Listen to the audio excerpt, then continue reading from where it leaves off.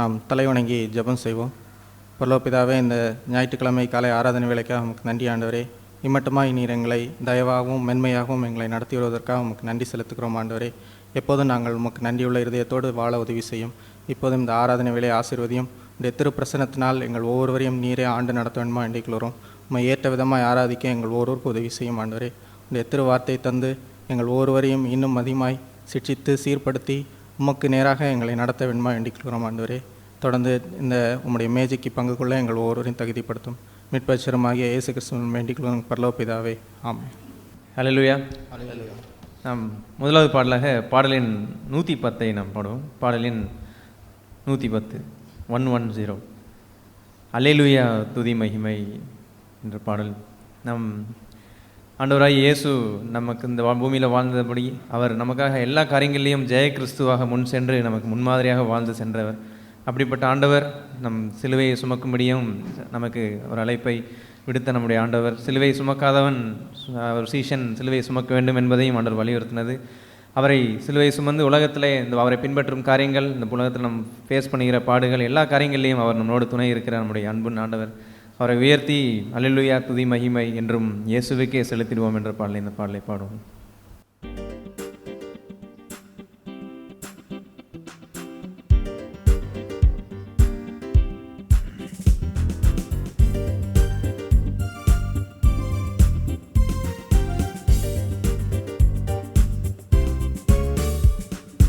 அல்லேலூயா துதி மகிமை என்றும் இயேசுவுக்கே செலுத்திடுவோம். அல்லேலூயா துதி மகிமை என்றும் இயேசுவுக்கே செலுத்திடுவோம். அல்லேலூயா அல்லேலூயா அல்லேலூயா அல்லேலூயா அல்லேலூயா அல்லேலூயா. சிலுவையை சுமப்பாயா,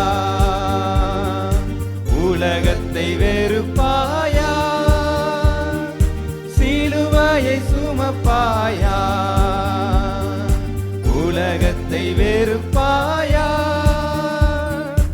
உலகத்தை வெறுத்து இயேசுவின் பின்னே ஓடி வருவாயா. உலகத்தை வெறுத்து இயேசுவின் பின்னே ஓடி வருவாயா. அல்லேலூயா துதி மகிமை என்றும் இயேசுவுக்கே செலுத்திடுவோம். அல்லேலூயா துதி மகிமை என்றும் இயேசுவுக்கே செலுத்திடுவோம். அல்லேலூயா அல்லேலூயா அல்லேலூயா அல்லேலூயா அல்லேலூயா அல்லேலூயா. மோட்சத்தை அடைந்திடவே அல்லேலூயா பாடுகள் பட வேண்டும்.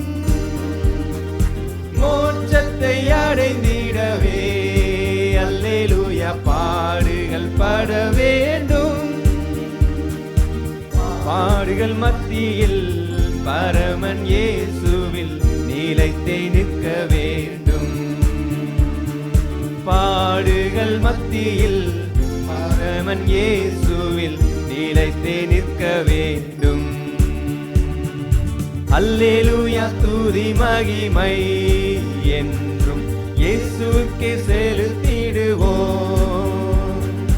அல்லேலூயா துதி மகிமை என்றும் இயேசுவுக்கே செலுத்திடுவோம்.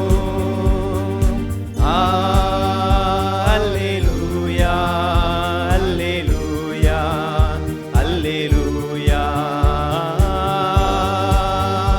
அல்லேலூயா அல்லேலூயா அல்லேலூயா. ஜெபத்திலே தரித்திருந்து அல்லேலூயா அவர் சித்தம் நிறைவேற்று.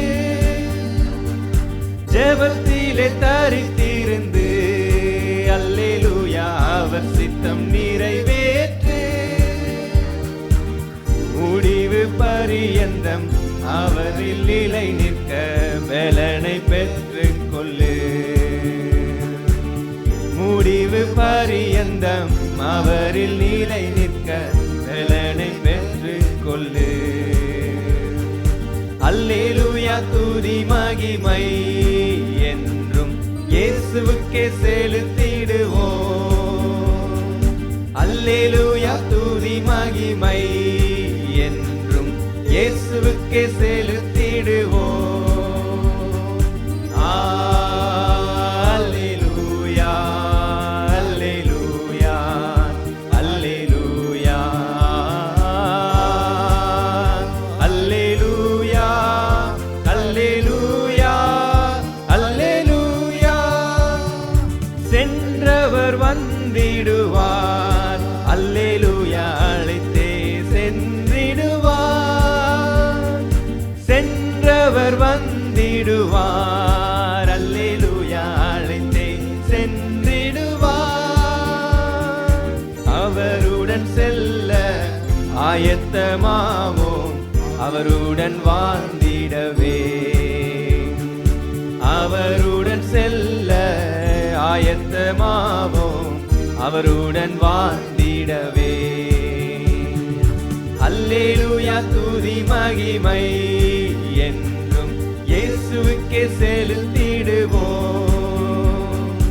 அல்லேலூயா துதி மகிமை என்றும் இயேசுவுக்கே செலுத்திடுவோம்.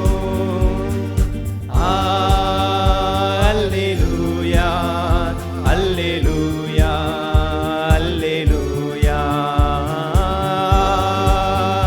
அல்லேலூயா அல்லேலூயா அல்லேலூயா. மூன்றாவது சரணம். ஜெபத்திலே தரித்திருந்து அல்லேலூயா அவர் சித்தம் நிறைவேற்று.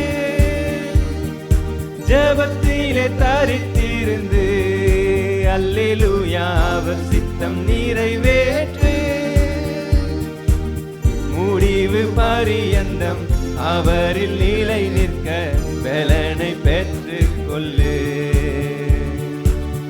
முடிவு பரியந்தம் அவரில் நிலை நிற்க பலனை பெற்றுக் கொள்ளு.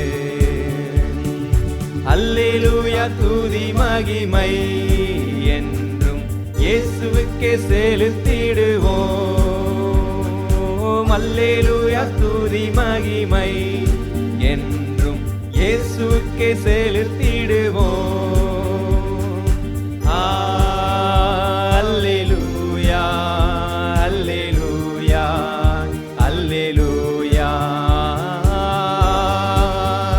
அல்லேலூயா அல்லேலூயா அல்லேலூயா அல்லேலூயா. இரண்டாவது பாடலாக 810வது பாடல். 810வது பாடல்.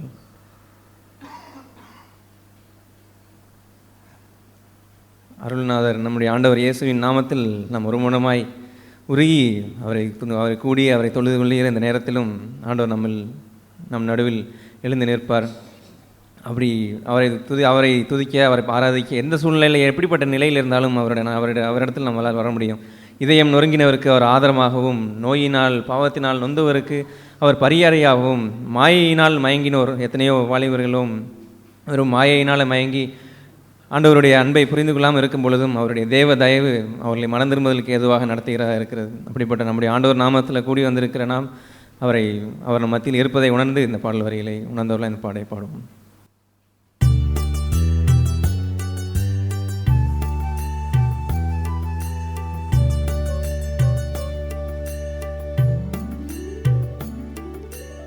அருள்நாதர் நாமமதில் ஒரு மனமாய் உருகி தொழுகின்ற நேரமெல்லாம் எழுந்திடுவார் நடுவில். நாம் தொழுகின்ற நேரமெல்லாம் எழுந்திடுவார் நடுவில்.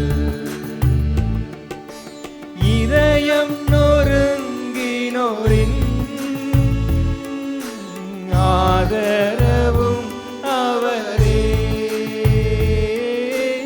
இதயம் நொறுங்கினோரின் ஆதரவும் அவரே. கதறல்கள் கேட்டிடுவார், பதறாமல் அணைத்திடுவார். கதறல்கள் கேட்டிடுவார், பதறாமல் அணைத்திடுவார். அருள்நாதர் நாமமதில் ஒரு மனமாய் உருகி தொழுகின்ற நேரமெல்லாம் எழுந்திடுவார் நடுவில். நாம் தொழுகின்ற நேரமெல்லாம் எழுந்திடுவார் நடுவில். நோயினால் நொந்தவரை தாயன்பால் அணைப்பவரே. நோயினால் நொந்தவரை தாயன்பால் அணைப்பவரே. பரிகாரி நானே என்பார், பச்சமாய் தாங்கிடுவார். பரிகாரி நானே என்பார், பச்சமாய் தாங்கிடுவார். அருள்நாதர் நாமமதில் ஒரு மனமாய் உருகி தொழுகின்ற நேரமெல்லாம் எழுந்திடுவார் நடுவில். நாம் தொழுகின்ற நேரமெல்லாம் எழுந்திடுவார் நடுவில். மாயையில் மயங்கினோரை தயை தந்து மாற்றுவாரே. மாயையில் மயங்கினோரை தயை தந்து மாற்றுவாரே. தூயாவி ஈந்திடுவார், தூய்மையாய் மாற்றிடுவார். தூயாவி ஈந்திடுவார், தூய்மையாய் மாற்றிடுவார். அருள்நாதர் நாமமதில் ஒரு மனமாய் உருகி தொழுகின்ற நேரமெல்லாம் எழுந்திடுவார் நடுவில். நாம் தொழுகின்ற நேரமெல்லாம் எழுந்திடுவார் நடுவில்.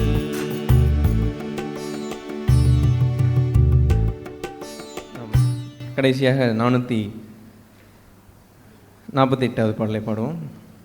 448வது பாடல் நாம் 2 கொரிந்தியர் 3ஆம் அதிகாரத்தில் 18வது வசனம் கடைசி வசனத்தில் பார்க்குறோம். அவருடைய மகிமை மேல் மகிமை அடைகிற ஒரு காரியத்தை அங்கே பார்க்க முடியும். நாம் ஒரு கண்ணாடியை போல அவருடைய மகிமையும் அவருடைய சாயலையும் முன்னாடி வைத்து நாம் வாழும் பொழுது நம் மகிமை மேல் மகிமை அடையும்படியாய் மறுரூபப்படுகிறோம். we are transforming. ஒவ்வொரு நாளும் நம்ம ஆண்டவருடைய ஆவியின் கிரியையினால் நம்ம டிரான்ஸ்ஃபார்ம் பண்ணப்படுகிறோம். அப்படிப்பட்ட ஒரு நம்மை மறுரூபப்படுத்துவதற்கு நாம் அர்ப்பணிக்கிற விதமாகவும் இந்த பாடல் அமைந்திருக்கும். அதே சமயத்தில் அந்த வசனம் முடியும் பொழுது அவருடைய ஆவினால் அப்படின்னு இருக்கும். நம்மளால் இது சுய முயற்சினால் முடியாது, அவருடைய ஆவினால் மாத்திரம்தான் அது முடியும் என்பதை உணர்ந்து ஒரு நம்மை அர்ப்பணிக்கும் விதமாகவும் ஒரு ஜெப ஆவியோடும் இந்த பாடலை உணர்ந்தவர்களை பாடுவோம்.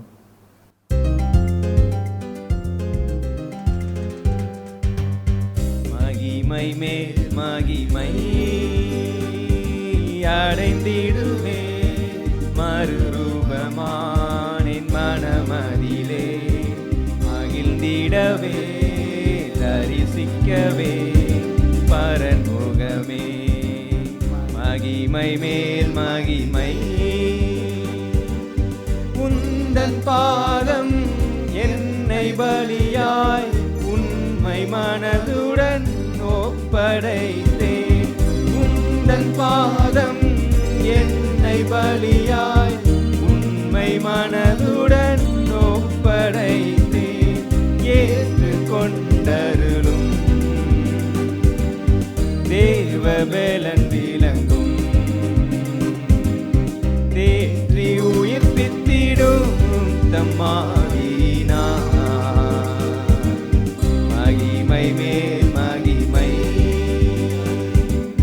தேவசாயல் தேவ சமூகம் தேவ பிள்ளைகள் அடையும் பாக்கியம் தேவசாயல் தேவ சமூகம் தேவ பிள்ளைகள் அடையும் பாக்கியம் எந்தன் வாஞ்சையிலே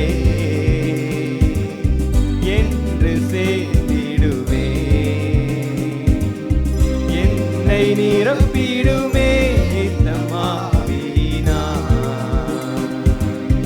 என்னை நிரப்பிடுமே தம்மாவினா மகிமை மேல் மகிமை ஜீவஜலம் பொங்கி வருதே ஜீவ ஊற்றுகள் திறந்தனவே ஜீவஜலம் பொங்கி வருதே ஜீவ ஊற்றுகள் திறந்தனவே தம் கரம் பிடித்தே அங்கு வழி நடத்தும் தாகம் தீர்த்திடுமே தம்மாவினா தாகம் தீர்த்திடுவே தம்மாவினா மகிமை மேல் மகிமை பாதம் ஒன்றே போதும் என்றே பேசும் ஆண்டவர் தொனியும் கேட்டேன் பாதம் ஒன்றே போதும் என்றே பேசும் ஆண்டவர் தொனியும் கேட்டேன் இன்ப வாக்குகளே எந்தன் ஜோதனமே என்னை பலப்படுத்தும் தம்மாவினா என்னை பலப்படுத்தும் தம்மாவினா மகிமை மேல் மகிமை திவ்ய குணங்கள் நாடி ஜெபித்தே தூய வாழ்க்கையின் தேவை அதுவே திவ்ய குணங்கள் நாடி ஜெபித்தே தூய வாழ்க்கையின் தேவை அதுவே தேவ சேவையிலே பாடு சகித்திடவே தாரும் பொறுமை பலன் தம்மாவினா தாரும் பொறுமை பலன் தம்மாவினா மகிமை மேல் மகிமை ஆவியாத்மா தேகம் முழுதும் அன்பர் இயேசுவின் சொந்தமாமே ஆவியாத்மா தேகம் முழுதும் அன்பர் இயேசுவின் சொந்தமாமே பூரணம் அருளும் ஆயத்தப்படுத்தும் பாடி பறந்திடுவே தம்மாவினா பாடி பறந்திடுவே தம்மாவினா மகிமை மேல் மகிமை ஐந்தாவது சொந்தம் திவ்ய குணங்கள் நாடி ஜெபித்தே தூய வாழ்க்கையின் தேவை அதுவே திவ்ய குணங்கள் நாடி ஜெபித்தேன்.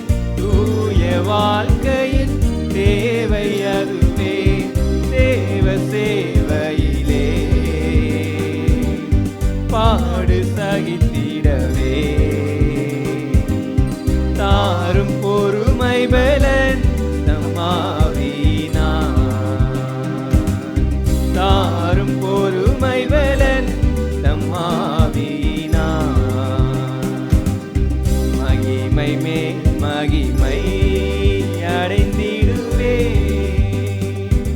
மறுரூபமாவின் மனமதிலே மகிழ்ந்திடவே, தரிசிக்கவே பரன்முகமே, மகிழ்ந்திடவே தரிசிக்கவே பரன்முகமே. மகிமை மேல் மகிமை. அல்லேலூயா. நாம் எல்லோரும் எழுந்து நின்று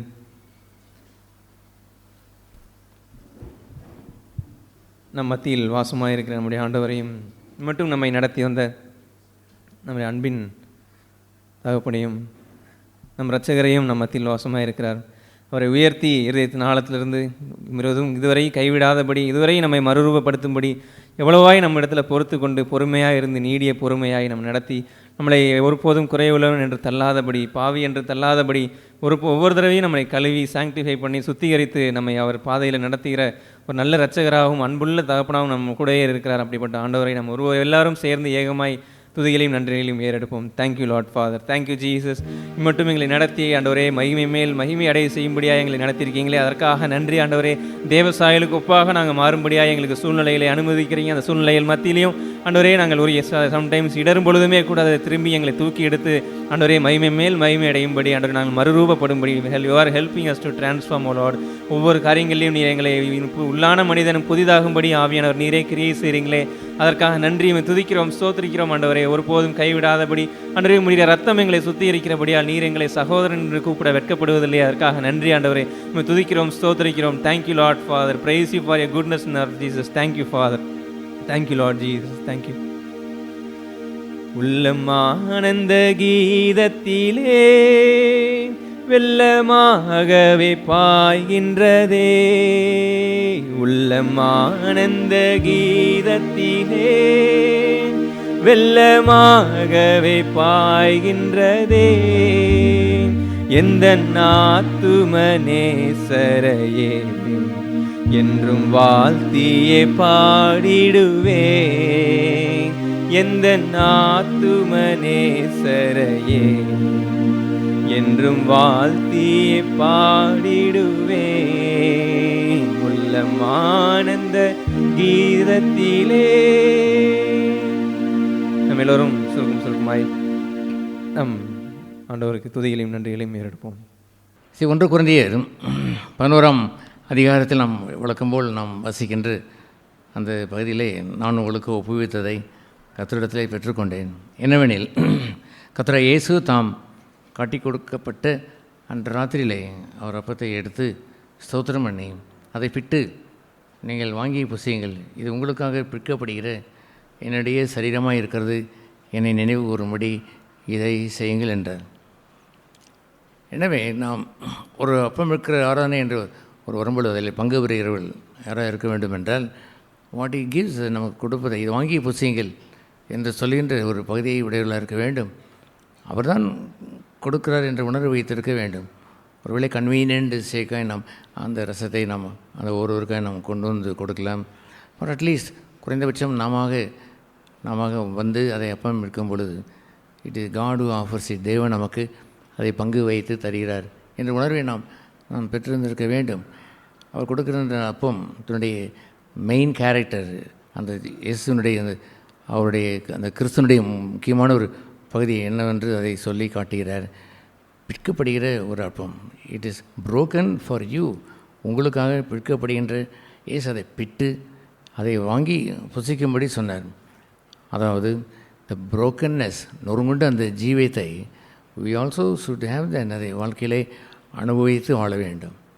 அதைத்தான் அவர் நீங்கள் தகுதியுள்ளவர்களாய் நீங்கள் வாழ வேண்டும் என்று நீங்கள் இருக்கும் என்றால், நீங்கள் தகுதியுள்ளவர்கள் அப்பம் இருக்க வேண்டும் என்றால், அபாத்திரமாய் நீங்கள் புசிக்காதபடி இருக்க வேண்டும் என்றால் you must understand that main point, அந்த முக்கிய பகுதியை உணர்ந்திருந்திருக்க வேண்டும். எது அந்த முக்கிய பகுதி? Jesus was broken. அவர் நொறுங்குண்டு வாழ்ந்தார். And he gave this life to us. அந்த வாழ்க்கையை நமக்கு ஆஃபர் பண்ணி அதை கொடுத்து, நீங்களும் இதை வாங்கி புசிங்கள் என்று அதை அவர் கொடுத்தார். என்னை நினைவு ஊறுபடி என்று சொல்கின்ற ஒரு பகுதியானது நாட் எனி அதர் திங், வேறு எதையும் நினைவு ஊர்ந்து என்று அல்ல, வேறொரு மகானை நாம் நினைத்து அதை நாம் செய்வது அல்ல, யாரோ ஒரு நமக்கு ஒரு சுப்ரீமாய் ஒரு இன்னொரு புத்தா அல்லது யாராவது ஒரு மகாவீர் என்ற ஒன்றை வைத்து கொண்டு அந்த நினைவிலே நாம் செய்வதல்ல. நம்முடைய நினைவெல்லாம், முழு நினைவெல்லாம் த கிரைஸ்ட், அவரை நினைந்து ஊர்ந்து வாழ வேண்டும் என்று சொன்னால் this is the main part, முக்கியமான பகுதி. உங்களுடைய இருதயத்தை, உங்களுடைய சிந்தையை கிறிஸ்து ஆள வேண்டும் என்று இருக்கிற அந்த வசனத்திலே வாசிக்கிறோமே, அப்படி உங்கள் முழு சிந்தையும் ஆட்கொள்ளக்கூடியதாய் ஒன்று இருக்க வேண்டும் என்று சொன்னால், உங்கள் நினைவெல்லாம் மாற வேண்டும் என்று சொன்னால், புரோக்கன் நொறுங்குண்ட ஜீவியத்தை அவர் வாழ்ந்தார். ஏசு ஒரு நாளும் தான் வாழாத ஒன்றை அவர் செய்ததே இல்லை, ஒரு நாளும் செய்தது இல்லை. இல்லை, அவரை வாழ்ந்தார். ஐ வாஸ் புரோக்கன், நான் நொறுங்குண்டேன், எனவே நான் அதை உங்களுக்கு கொடுக்கிறேன், நான் கர்த்தரிடத்திலிருந்து பெற்றுக்கொண்டது என்று பவுல் அங்கே முந்தின அந்த வசனத்திலே சொல்லும் பொழுது எதை அவர் பெற்றுக்கொண்டார்? ஏதோ ஒரு அவரை ஸ்பெஷலில் ஒரு மனுஷனை வைத்து எதோ ஒன்று அவருக்கு கொடுத்தார் என்பது அல்ல. எவ்ரிபடி எல்லோரும் அதை சொல்ல வேண்டும். நான் அவரிடத்திலிருந்து பெற்றுக்கொண்ட இந்த புரோக்கன்னஸ், நொறுங்குண்ட அந்த ஜீவியம், அந்த பகுதியை ஐ காட் இன், நான் அதை பெற்றுக்கொண்டேன் என்பதை விளங்க செய்வது தான் உத்தம அந்த கிறிஸ்தவ வாழ்க்கை. அதை நீங்கள் பெறாதபடி எதை நீங்கள் சபையிலே நீங்கள் பெற்றிருந்தாலும், நீங்கள் தீர்க்கதரிசன வரத்தை பெற்றிருந்தாலும் அல்லது ஏதாயிலும் ஒரு ஊழிய வரத்தை நீங்கள் பெற்றிருந்தாலும், என்னவெல்லாம் நீங்கள் செய்திருந்தாலுமே கூட அந்த ஜீவன் உங்கள் வாழ்க்கையில் இல்லை என்றால், நொறுங்குண்ட அந்த வாழ்க்கையை அவரிடமிருந்து நீங்கள் பெற்றுக்கொள்ளவில்லை என்று சொன்னால், it is not a Christian அந்த ரிமெம்பரன்ஸ், அந்த கிறிஸ்துவத்தினுடைய அந்த சிந்தை ஒரு நாளும் உங்களுக்கு மனதை ஆட்கொள்ள முடியவே முடியாது. எனவே தான் அவர் சொன்னார், do it in remembrance of me, என்னை நினைவு கூறும்படி நான் வாழ்ந்த அந்த வாழ்க்கையை நினைவிலே எப்போதும் தங்கியிருக்கும்படி வாழுங்கள் என்று அதை குறிப்பிட்டார். ஆகவே அந்த வசனத்தை நாம் வசிக்கும் பொழுது அவர் அந்த நொறுங்குண்ட அந்த ஜீவியத்தை குறித்து அவர் பூமியிலே வரும்பொழுதே அதை சொல்லித்தான் வந்தார். முதலாவது அவர் பூமியிலிருந்து வரும்பொழுது அவர் சொன்னார், இதோ ஒரு சரீரம் எனக்கு ஆயத்தம் செய்யப்பட்டிருக்கிறது, ஐ ஆஃபர் இட், நான் அதை கொடுக்கிறேன் என்று கூறி எப்படி அதை கொடுத்தார்? புத்தக சுருளில் என்னை குறித்து எழுதப்பட்டிருக்கிறது, இதோ உம் சித்தம் செய்ய வருகிறேன் என்று சொல்லுவதை எப்படி அவருடைய சித்தத்தை நாம் அறிந்து கொள்ள முடியும்? அவருடைய விருப்பம், அவருடைய சித்தத்தை அறிந்து கொள்ளக்கூடிய த ஃபர்ஸ்ட் பார்ட், முதல் பகுதி என்னவென்று சொன்னால், what is written of me, என்னை குறித்து என்ன எழுதியிருக்கிறது என்று பார்ப்பது தான். நீங்கள் ஆசீர்வதிக்கப்பட்ட ஒரு சகோதரன் சகோதரியாக இருக்க வேண்டும் என்று சொன்னால், நீங்கள் நான் அந்த நாட்களில் முழங்காலிலே நின்று நான் வாசிப்பது உண்டு, வேதத்தை வாசிப்பது உண்டு. அந்த நாள் தொடங்கி இன்று வரைக்கும் வேதத்தை வேறொருவருக்காக நின்று நான் வாசித்ததே இல்லை. நான் எத்தனையோ கான்ஃபரன்ஸ் கூட்டங்களுக்கு கூட நான் பேசுவதற்கு நான் சென்றிருக்கிறேன். ஆனால் அது போன்ற ஒரு பகுதியிலுமே கூட what God speaks to me, என்னிடத்தில் என்ன பேசுகிறார் என்று தான் நான் முதலாவது என்னுடைய வேதத்தை வைத்திருக்கிறேன். அல்லாமல் என்ன பிரசங்கிக்க வேண்டும் என்பதை பிரதானமாய் நான் கொண்டதில்லை. ஆகவே அது போன்ற இந்த பூமியிலே அவர் வரும்பொழுதே அவர் சொன்னதெல்லாம் நொறுங்குண்ட ஒரு ஜீவியம் என்று வர வேண்டும் என்றால் எழுதப்பட்ட வார்த்தைக்கு விரோதமாய் நான் வாழ்ந்துவிடக்கூடாது. அதுவும் இயேசு கற்பித்த அந்த போதனைகள். பழைய ஏற்பாட்டிலே எத்தனையோ காரியங்கள் அது நடைபெறுகிறது. எனக்கு முன்னால் எது வருகிறதோ அது பலியை செலுத்துவேன் என்று சொன்னபொழுது அவன் வெற்றி பெற்று வரும்பொழுது தன் மகளை பார்த்து விட்டான், வெறும் வேதனையோடு அதை பலி செலுத்தினான் என்றெல்லாம் இருப்பதை போன்று அதை நாம் பின்பற்ற வேண்டிய காரியம் அல்ல. புதிய உடன்படிக்கையிலே எழுதப்பட்ட அந்த வார்த்தையை வானும் பூமியும் ஒளிந்து போனாலும் வேத புத்தகம் என்று பொதுவாக சொல்லாமல் என் வார்த்தைகள் என்று ஆண்டவர் சொன்னார். நான் சொன்ன வார்த்தைகள் அது ஒரு நாளும் அது ஒரு எழுத்தாயிலும் ஒரு எழுத்தினுடைய உறுப்பாயிலும் கூட அது ஒளிந்து போகாது என்று சொன்னார். அதுபோன்ற ஒரு ரெவரன்ஸை நீங்கள் என்றைக்காவது ஒரு நாள் பெற்று அதிலிருந்து தொடர்ந்து வாழ்ந்தீர் என்று வையுங்களேன், உங்களுடைய வாழ்க்கை அவ்வளவாயும் மாறி போய்விடும். இது எனக்குரிய புத்தகம். இந்த வேத புத்தகத்திலே குறிப்பாய் புதிய ஏற்பாட்டிலே உள்ள அந்த வாசகம், அந்த இயேசு சொன்ன வார்த்தைகள் அத்தனையும் எனக்காக சொல்லப்பட்ட it is written of me. ஏன் அவர் சொன்ன வார்த்தை என்று எடுத்துக்கொள்ள முடியாது என்று சொன்னால், எல்லா வார்த்தைகளும் ஆண்டவர் இயேசுவுக்குள் நிறைவேறி முடிந்தது. அந்த பூமியிலிருந்து அவர் கடந்து போகும் பொழுது அந்த கொல்கத்தா மேட்டிலே அவர் சொன்ன வார்த்தைகளை கவனித்து பார்த்தால், எழுதப்பட்ட வார்த்தையின்படியே நடந்தது என்றே இருக்கும். எழுதப்பட்ட வார்த்தையை நிறைவேற்றும் பொருட்டே அவர் தாகம் என்று கேட்டார். எழுதப்பட்ட வார்த்தை அந்த சங்கீதத்தில் வாசிக்கிறதைப் போலவே அவர் கேட்டு அதை அந்த கசப்பான காடியை கொடுத்தார் என்று அது நிறைவேறியது. எழுதப்பட்ட அந்த வார்த்தையின்படி அவருடைய எலும்புகள் முறிவடையவில்லை. அவர் விழாவிலே குத்தினாலும் அதை விழா எலும்பு முறியவில்லை. காலை ஒடிக்க வந்த பொழுது அவர் முறிக்கவதை முடியவில்லை. எல்லாம் எழுதப்பட்டபடியே ஆண்டவர் அந்த கொல்கத்தா மேட்டிற்கு ஏற அவர் சென்ற பொழுது அவன் இயேசுவை அரஸ்ட் பண்ணின அந்த வீரனை அவன் கத்தியால் அவன் வீசிய தாக்கிய பொழுது, இப்படி எழுதினால் எப்படி வேதவாக்கி நிறைவேறும் என்று கேட்பார். சத்துருவை நீங்கள் பயக்க வேண்டும் என்று நான் சொல்லவில்லையே, சத்துருவை சிநேகிக்க வேண்டும் என்று தானே சொன்னேன்.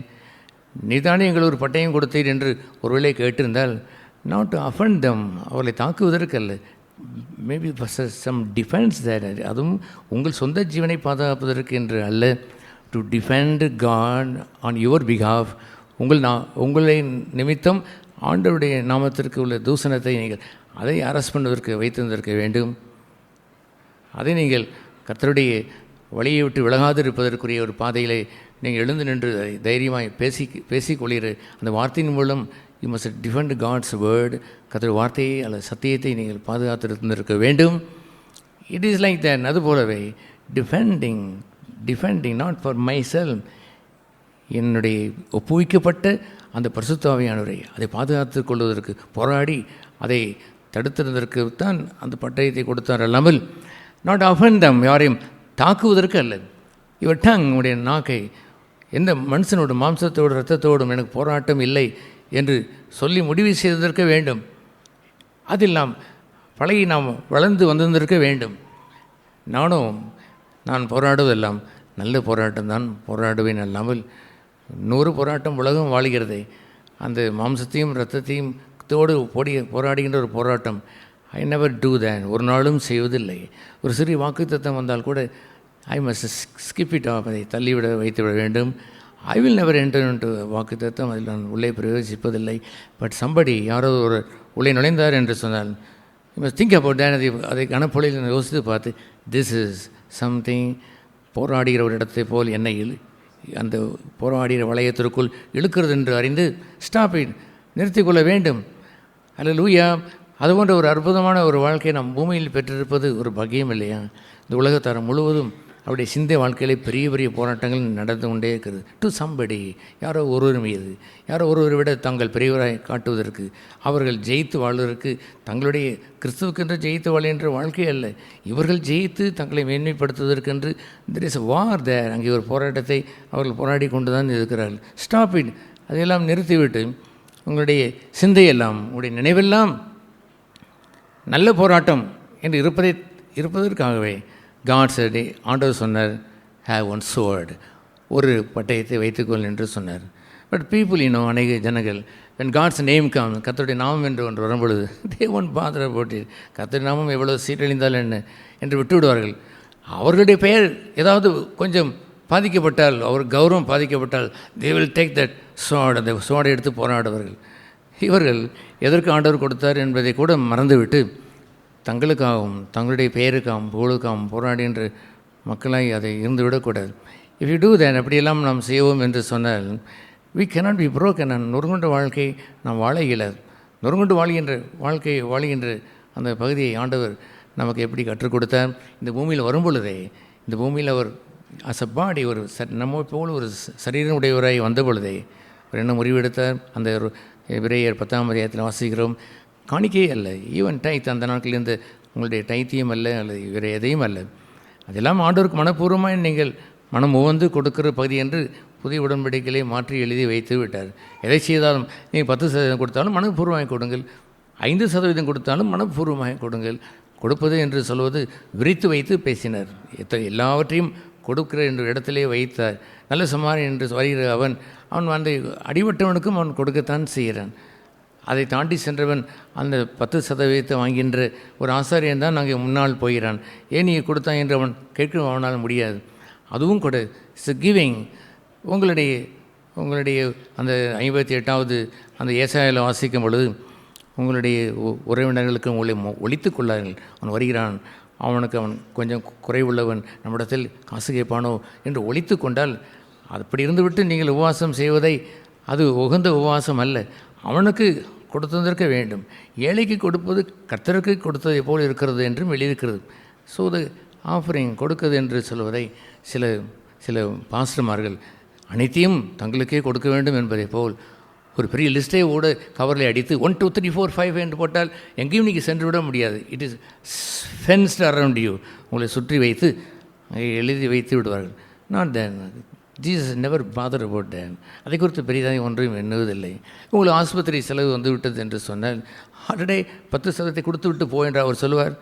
God is so merciful. அவர் ஒரு நாளும் அப்படி சொல்ல மாட்டார். இந்த உலகத்தில் உள்ள சிலர் பாஸ்டர்கள் இறுகின மனதுடையவர்களாய் என்ன நடந்தாலும் எது நடந்தாலும் கொடுத்தால்தான் கர்த்தர் உனக்கு சுகம் கொடுப்பார் என்று கூட அச்சத்தை அவர் கிளப்பி வைத்து விடுகிறார்.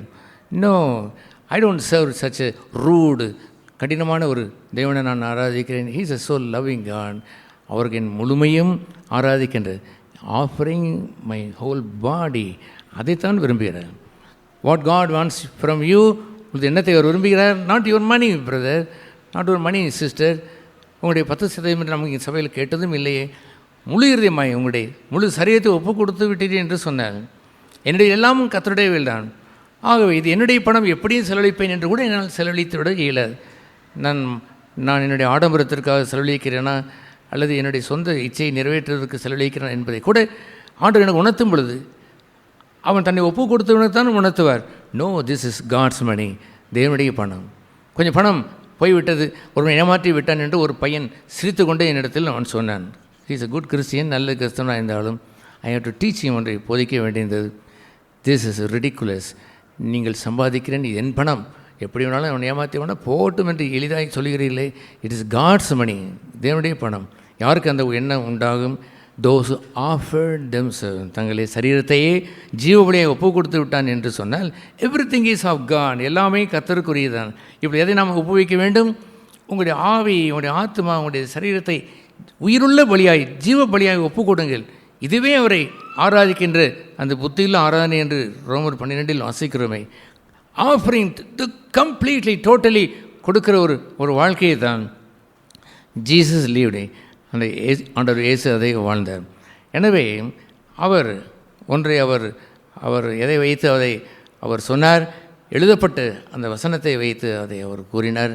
ஆண்டவர் இயேசு அவர் இன்னொரு இடத்துல கூறும்பொழுது, பலனுள்ள வாழ்க்கையை, பரத்திற்கு பலனுள்ள வாழ்க்கையை நீ வாழ வேண்டும் என்றால் வெறும் நீங்கள் விதையாய் இருந்து விடார்கள், கோதுமை மணியாய் இருந்து விடார்கள். அந்த கோதுமை மணியானது உடைந்து அது சிதைந்து நொறுங்குண்டு வந்தால் மாத்திரமே அது பலன் தரும் என்று சொன்னார். எனவே இந்த ஆண்டவர் இந்த 1 கொரிந்தியர் 11ஆம் அதிகாரத்தில் அவர் சொல்லப்பட்ட அந்த பகுதியில் அவர் பிற்கப்பட்டு என்று சொல்லுகிறதை வாங்கி புசிங்கள் என்ற சொல்ல பகுதியாக நீங்கள் எடுத்துக்கொள்ளும்போது நீங்களும் நொறுங்குண்ட வாழ்க்கை ஏராளம் விரும்பி இருக்க வேண்டும். ஹல்லேலூயா. நொறுங்குண்ட வாழ்க்கையினுடைய அந்த அற்புதமான சில சத்தியங்கள் முழுவதும் அந்த நாட்களில் எனக்கு தெரியாவிட்டாலும் ஒன்று என் உள்ளத்தை பற்றி கொண்டது. 10th ஸ்டாண்டர்ட் படிக்கும் பொழுதே அந்த ரட்சிக்கப்பட்ட அந்த நாள் முதற்கொண்டு புரோக்கன், நொறுங்குண்டு, வளைத்திடும், நொறுக்கிடும், உருக்கிடும் என்ற பாடலெல்லாம் விரும்பி விரும்பி படிப்பது ஒன்று. என்னை உடையும், என்னை வளையும்.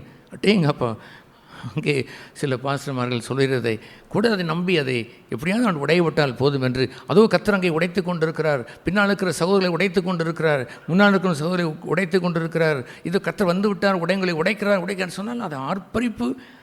அர்த்தம் தெரியாமல் நான் ஆர்ப்பரித்ததோ அல்லது அவரே அர்த்தம் தெரியாமல் அவர் சொன்னதோ போட்டும். But I love the word. அந்த உடைபடுதல் என்ற வார்த்தை ஒன்று இருக்கிறது. அதை சிநேகித்து இந்த பாட்டு புத்தகத்தை நான் தான் அதையெல்லாம் கார்லேட் பண்ணி அதை வடிவமைத்து நாம் போட்டு வருகிறோம். அதில் இருக்கிற உடைபடுதல் என்ற ஒரு வார்த்தை இருக்கக்கூடிய ஒரு பாடலாவது நான் படிக்காத பாடல் அல்ல.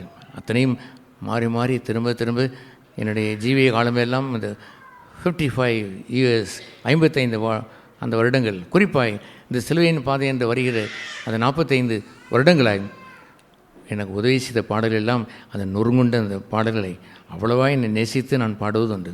That's a wonderful thing. ஜீவியத்தின் பாதையிலே ஏதாவது ஒரு துன்பங்கள், நெருக்கங்கள், வேதனைகள், கஷ்டங்கள் என்று வரும்பொழுது, அவமானங்கள் என்று வரும்பொழுதெல்லாம் நொறுங்குண்ட அந்த பாடல் எனக்கு கை கொடுக்கும். நான் போய் அவருடைய சமூகத்திலே உட்கார்ந்து பாமாலை பாடுவேன். எஸ், பாமாலை என்றால் என்னவென்று உங்களுக்கு தெரியுமா? கீர்த்தனை என்றால் என்னவென்று தெரியுமா? போற்றி துதிப்போம் என் தேவனை புதிய இதயத்துடனே என்று சொல்வது எல்லோரும் சேர்ந்து பாடுவது.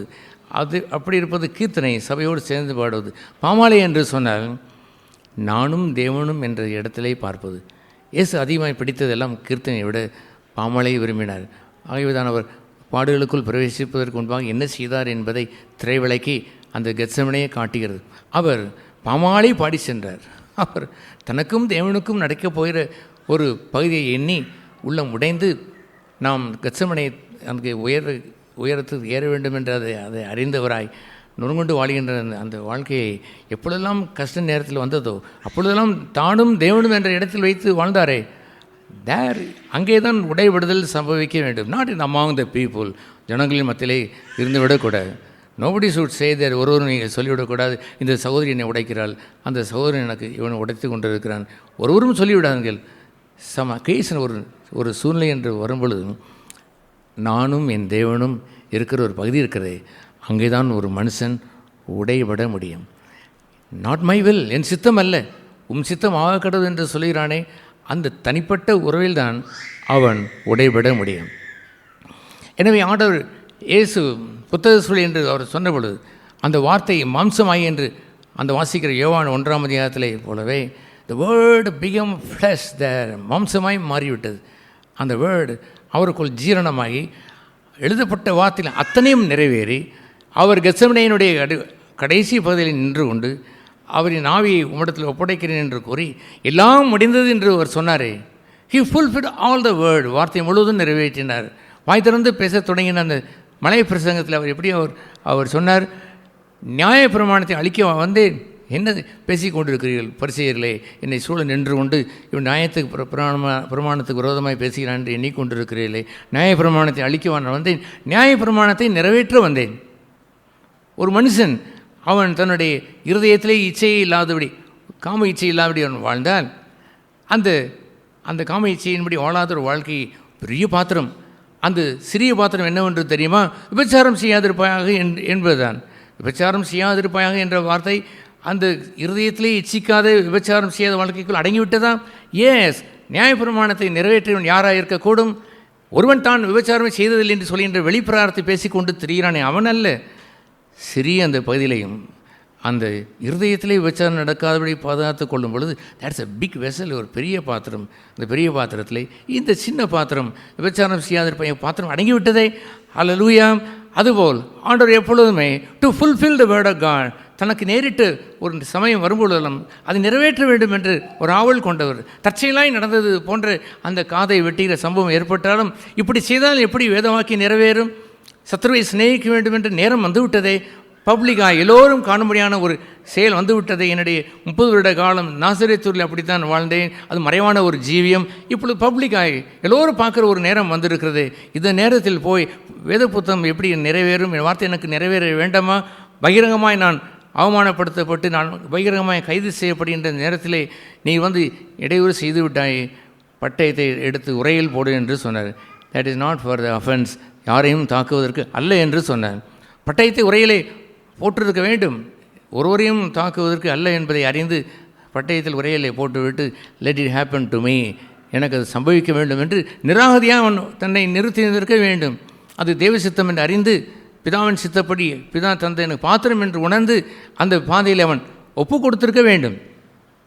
ஆகவே அவர் தன்னை ஒப்பிட்டு அவர் சொல்லும்போது அந்த விதைக்கையை ஒப்பிட்டு அவர் சொன்னார், நான் கோதுமை மணியாக இருந்து நொறுங்குண்டு வாழ்ந்து பலன் கொடுத்தேன். பலன் தரும் ஒரு வாழ்க்கை நீங்கள் வாழ வேண்டும் என்றால் இயேசுவை போல் பலன் தருகின்ற ஒரு வாழ்க்கை. பரலோகத்திலே எதை ஆண்டவர் பிதாவானவர் விரும்புவார் என்பதை அந்த யோவான் 15ஆம் அதிகாரம் கூறுகிறது. நீங்கள் மிகுந்த கனிகளை கொடுத்தால், ஏராளமான கனிகளை கொடுத்தால் உங்கள் பிதா மையப்படுவார் என்று இயேசு சொன்னார் அல்லவோ? பரலோகம் உங்களிடத்தில் என்னத்தை எதிர்பார்க்கிறது? யூ அண்ட் காட், நீங்களும் தேவனும் என்ற உறவை முதலாவது வைத்திருந்திருக்க வேண்டும். இரண்டாவதாக புரோக்கன் நொறுங்குண்ட வாழ்க்கையை வாழ்ந்து ஏராளமான பலன்களை கொடுத்திருந்திருக்க வேண்டும். எவ்ரிடே, ஒவ்வொரு நாளும் யூ கேன் பி லைக் ஒரு ஃப்ரூட் இன்ஸ்பெக்டரை போல, பழத்தை பார்த்து சோதிக்கிறவனை போல் இருந்துவிட வேண்டும். உங்களுடைய வாழ்க்கையினுடைய கடைசி அந்த ஒவ்வொரு நாள் முடிவை வரும்பொழுது, நான் அத்திப்பழத்தை உடையவனாக இருந்தேனா அல்லது எட்டிப்பழத்தை வைத்திருந்தேனா பார்த்திருந்திருக்க வேண்டாமா? நான் கர்த்தருக்கு என்ன பழத்தை கொண்டு வந்தேன், அவருக்கு பிடித்தமான பழமாய் அது இருக்கிறதா? நடந்த நிகழ்ச்சியை நான் காலையிலேருந்து இரவு வரைக்கும் நான் யோசிக்கும் பொழுது, இஃப் யூ ஆஸ்க் காட், தேவனிடத்தில் கேட்டு என்னை ஆராய்ந்து அறியும் என்று நீ கேட்டுவிட்டால், quickly you will show that, உடனே அதை காட்டி விடுவார். This is my practice. என்னுடைய ப்ராக்டிஸாக என் அனுபவமாக வைத்து வாழ்கிறேன். whenever I go to God, போகும்பொழுதெல்லாம், ஆண்டவரே என் இருதயத்தை சோதி தந்து என் வேதனை உண்டாக்க வழி உண்டு என்று காட்டும் என்று கேட்டால், அவர் யோசித்து பார்த்து ஒரு 2 மணி நேரம் கழித்து காட்டுவார் என்றால் இருக்கிறது? நோ, இந்த லவ்லி காட், அற்புதமான அந்த தேவன் என்னையே ஆராய்ந்து என்னை அறிந்தவர், எனக்குள் இருக்கிறதை அறியாமல் இருப்பார். வேக வேகமாக அதை கொண்டு வந்து நிறுத்தி நொறுங்கும்படி செய்து விடுகிறார். ஐ ஆம் ஸோ சாரி, நான் வருந்துகிறேன். இதுக்கெல்லாம் காரணம் என்னவென்று சொன்னால், நான் நொறுங்குண்டு வாழவில்லை. ஆகையால் அந்த இடத்துல நான் பொறுமையை நான் காத்துக்கொள்ளவில்லை. இந்த பகுதியிலே எனக்கு தயவு இல்லாமல் கொஞ்சம் கடின உணவு கொண்டவனாய் நான் மாறிவிட்டேன். என் கண்களிலே ஒரு வன்கண் உடையவனாய் பொறாமை எனக்குள் வந்திருந்திருக்கிறது என்றெல்லாம் கடகட என்று அதை சோதித்து அவர் உங்களுக்கு காட்டிவிட மாட்டாரா? அவர் தான் அந்த வாசகத்தை அவர் சொன்னார். கனிகளால் அவள் அறிவீர்கள் என்று சொன்னாரே, அவர் கனிகளால் நம்மை அறிந்து சொல்ல வேண்டாமா? என்னுடைய கனிகள் எல்லாம் அது தித்திப்பாய் இல்லை, அதில் கசப்பு இருக்கிறது என்பதை காட்டிவிட மாட்டாரா? அதை அவர் சொல்லாமல் விட்டு விடுவாரா? பலன் இல்லையே என்று சொல்ல மாட்டாரா? வெறும் 30 தானே கொடுத்தா, ஏன் 60 கொடுத்துருக்கக்கூடாது? ஏன் அந்த சூழ்நிலை 60 கொடுக்க வேண்டும் தான் விரும்பினேன், ஏன் 30 நீ வைத்து கொண்டே இருக்கிறாய் என்று சொல்ல மாட்டாரா? அல்லது ஒரு சூழ்நிலை 100 பங்கு இல்லவா இந்த பகுதியில் கொடுத்திருந்திருக்க வேண்டும், இது கொஞ்சம் கொஞ்சமாக வைத்திருந்திருக்க வேண்டும், பாலிய முகத்தை இருதயத்திலேயே வைத்துக்கொள்ளாமல் இருப்பதற்கு 30, 60, 100 என்று வளர வேண்டும். 100%, 100% வாழ்ந்திருந்திருக்க வேண்டும். there is something wrong there. இங்கே நல்லா இருந்ததை போட்டிருந்தவன் அந்த மார்க்கெட்டுக்கு போனவுடன் அவனுடைய பார்வைகள் வித்தியாசமாகிவிட்டது, அவனுடைய நடவடிக்கை பாவனையில் மாறிவிட்டது என்று சொல்ல மாட்டாரா? he will do then, அதை செய்வார். எனவே அந்த நொறுங்குண்ட வாழ்க்கை என்று சொல்வதெல்லாம் living according to the word of God, தேவனுடைய வார்த்தையின்படி அவருடைய வார்த்தைக்கு நடுங்கி கீழ்ப்படுகிறவன் என்று ஏசாயாவிலே சொல்வார். நடுங்கி கீழ்ப்படுகின்ற அந்த வார்த்தையை அவன் வைத்திருக்க வேண்டும். ஒவ்வொரு நாளும் அவருடைய வாயிலிருந்து புறப்படுகின்ற வார்த்தை என்று ஒன்று இருக்கிறதை அதை பெற்றிருந்திருக்க வேண்டும். வெறும் வேத வசனம்தான் படித்தோம் என்று இருந்தாலும் அதிலிருந்து ஆண்டவர் பேசுகிறாரே. வேத வசனத்திலே விபச்சாரம் செய்யாதிருப்பாய் என்பதுதான் இயேசு வைத்திருந்த பைபிள், மல்கியா வரைக்கும் வைத்திருந்தான் பைபிள். ஆனால் அங்கே ஆண்டவர் பேசி என்ன பேசினார்? ஸ்திரீ இச்சையோடு பார்ப்பதும் விபச்சாரம் என்று சொல்லிவிட்டாரே. That is the word from the mouth of God. தேவன் பேசுகிறது. அவங்க வேதத்தை வாசிக்கும் பொழுது பரிசுத்த ஆவியானவரை குறித்து இயேசு இவ்வாறு சொல்வார், நானே உங்களுக்கு எல்லாவற்றையும் நான் சொல்லப் போவதில்லை, சொன்னால் உங்களால் தங்க இயலாது. ஏனென்றால் வேத புத்தகத்தில் 1st standard, 2nd standard, 3rd standard என்று உயர்வு அது இருக்கிறது. உங்களுக்கு ஏற்றாற் போல் போதிக்கிறவர் அவர்தான் போதிப்பார். அவர்தான் நீங்கள் 1st ஸ்டாண்டர்டா 2nd ஸ்டாண்டர்டா என்று அறிந்து உங்களுக்கு போதிப்பார். எல்லோருக்கும் 1st ஸ்டாண்டர்ட் படித்தவனுக்கும் இந்த பைபிள் தான், அல்லது 20 வருடம் 40 வருடம் 50 வருடம் போல் வாழ்ந்து கொண்டிருக்கிற எனக்கும் இந்த பைபிள் தான். ஒரு வேத பண்டிதன் என்று சொல்லிக் கொண்டால் அவனுக்கும் அது அந்த பைபிள் தான், ஒரே பைபிள் தானே.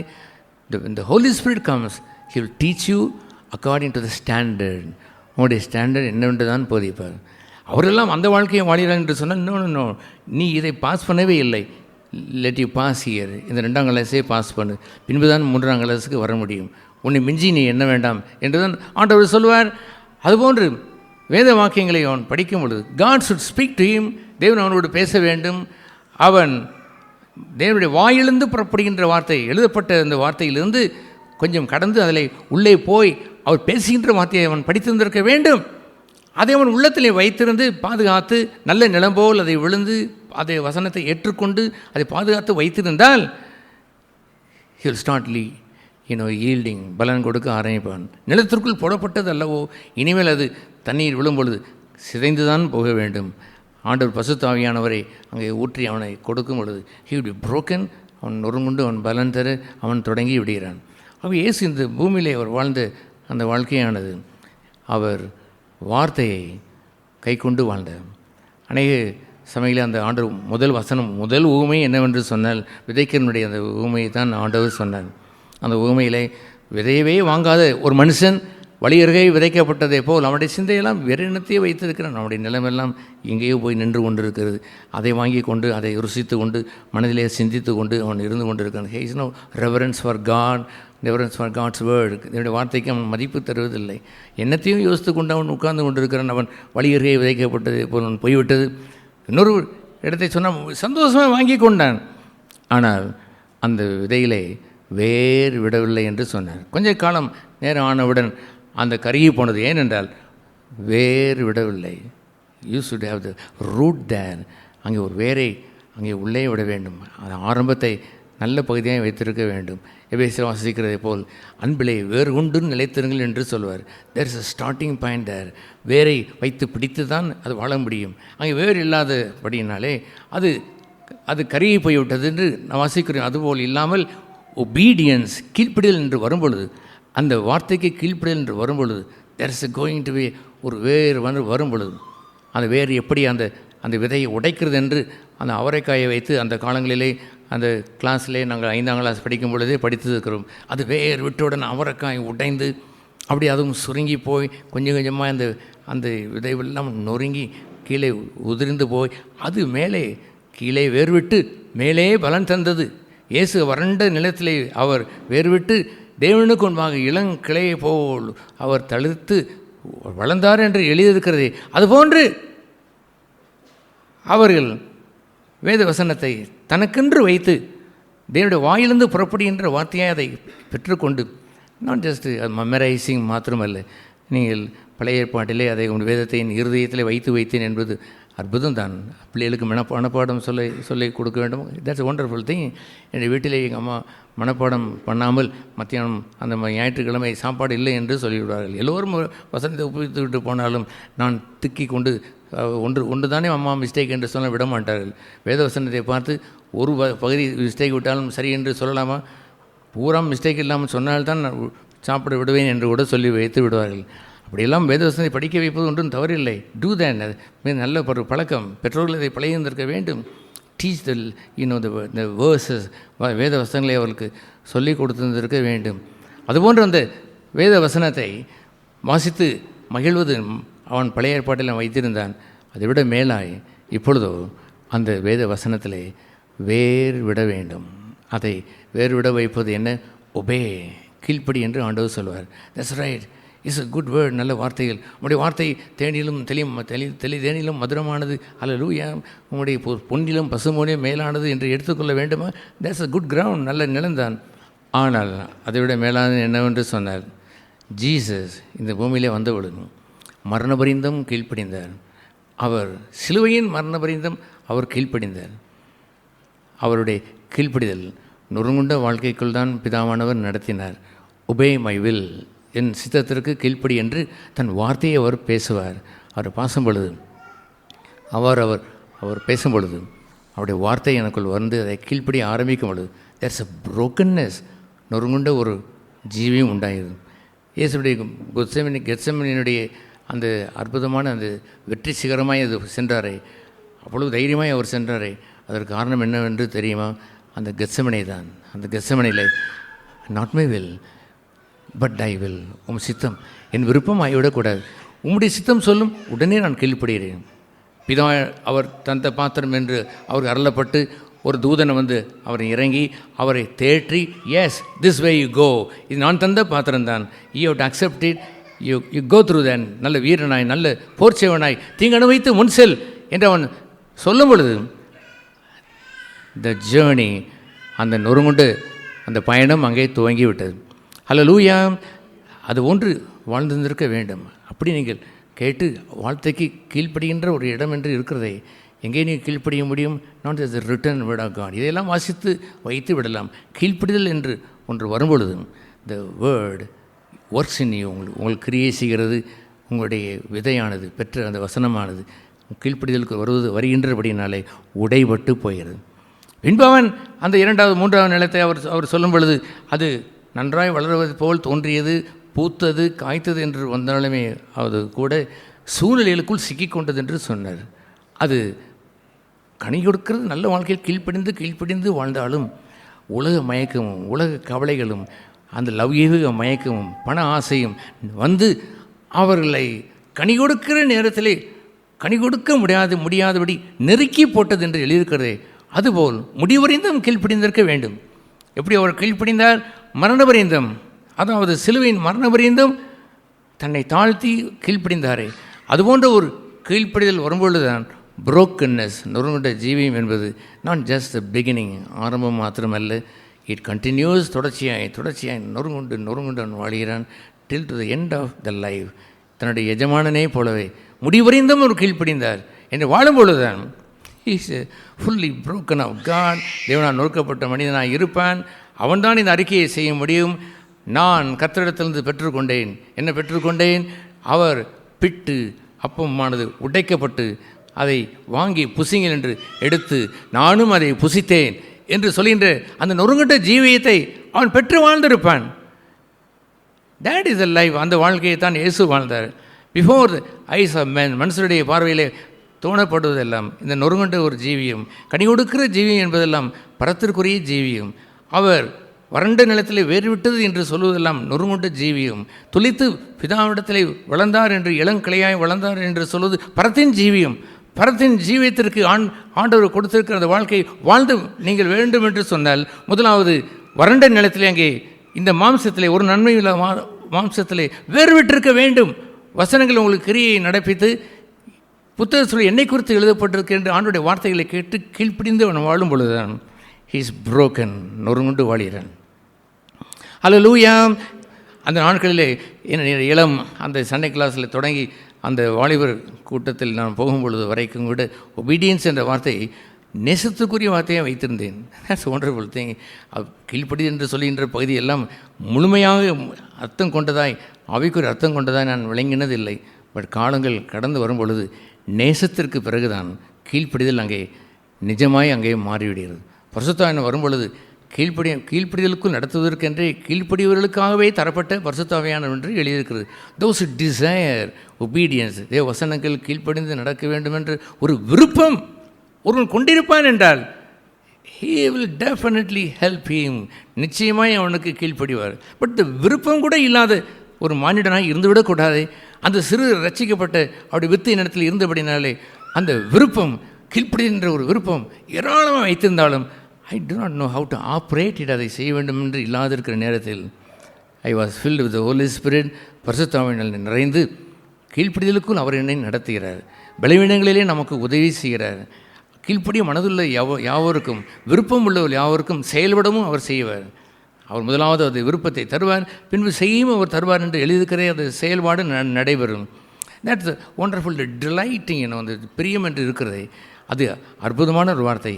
உங்கள் வாழ்க்கையிலே தேவ பக்திக்குரிய எதுவாக இருந்தாலும் you must have delight for that. விருப்பம் ஒன்று வைத்திருக்க வேண்டும். உங்களுக்கு பொறுமையே இல்லை என்று வைத்துக்கொள்ளுங்கள், இச்சை அடக்கமே இல்லை என்று வைத்துக்கொள். No, I want that, I love it, அதை நேசிக்கிறேன், விருப்பத்தை வைத்திருக்க வேண்டும்.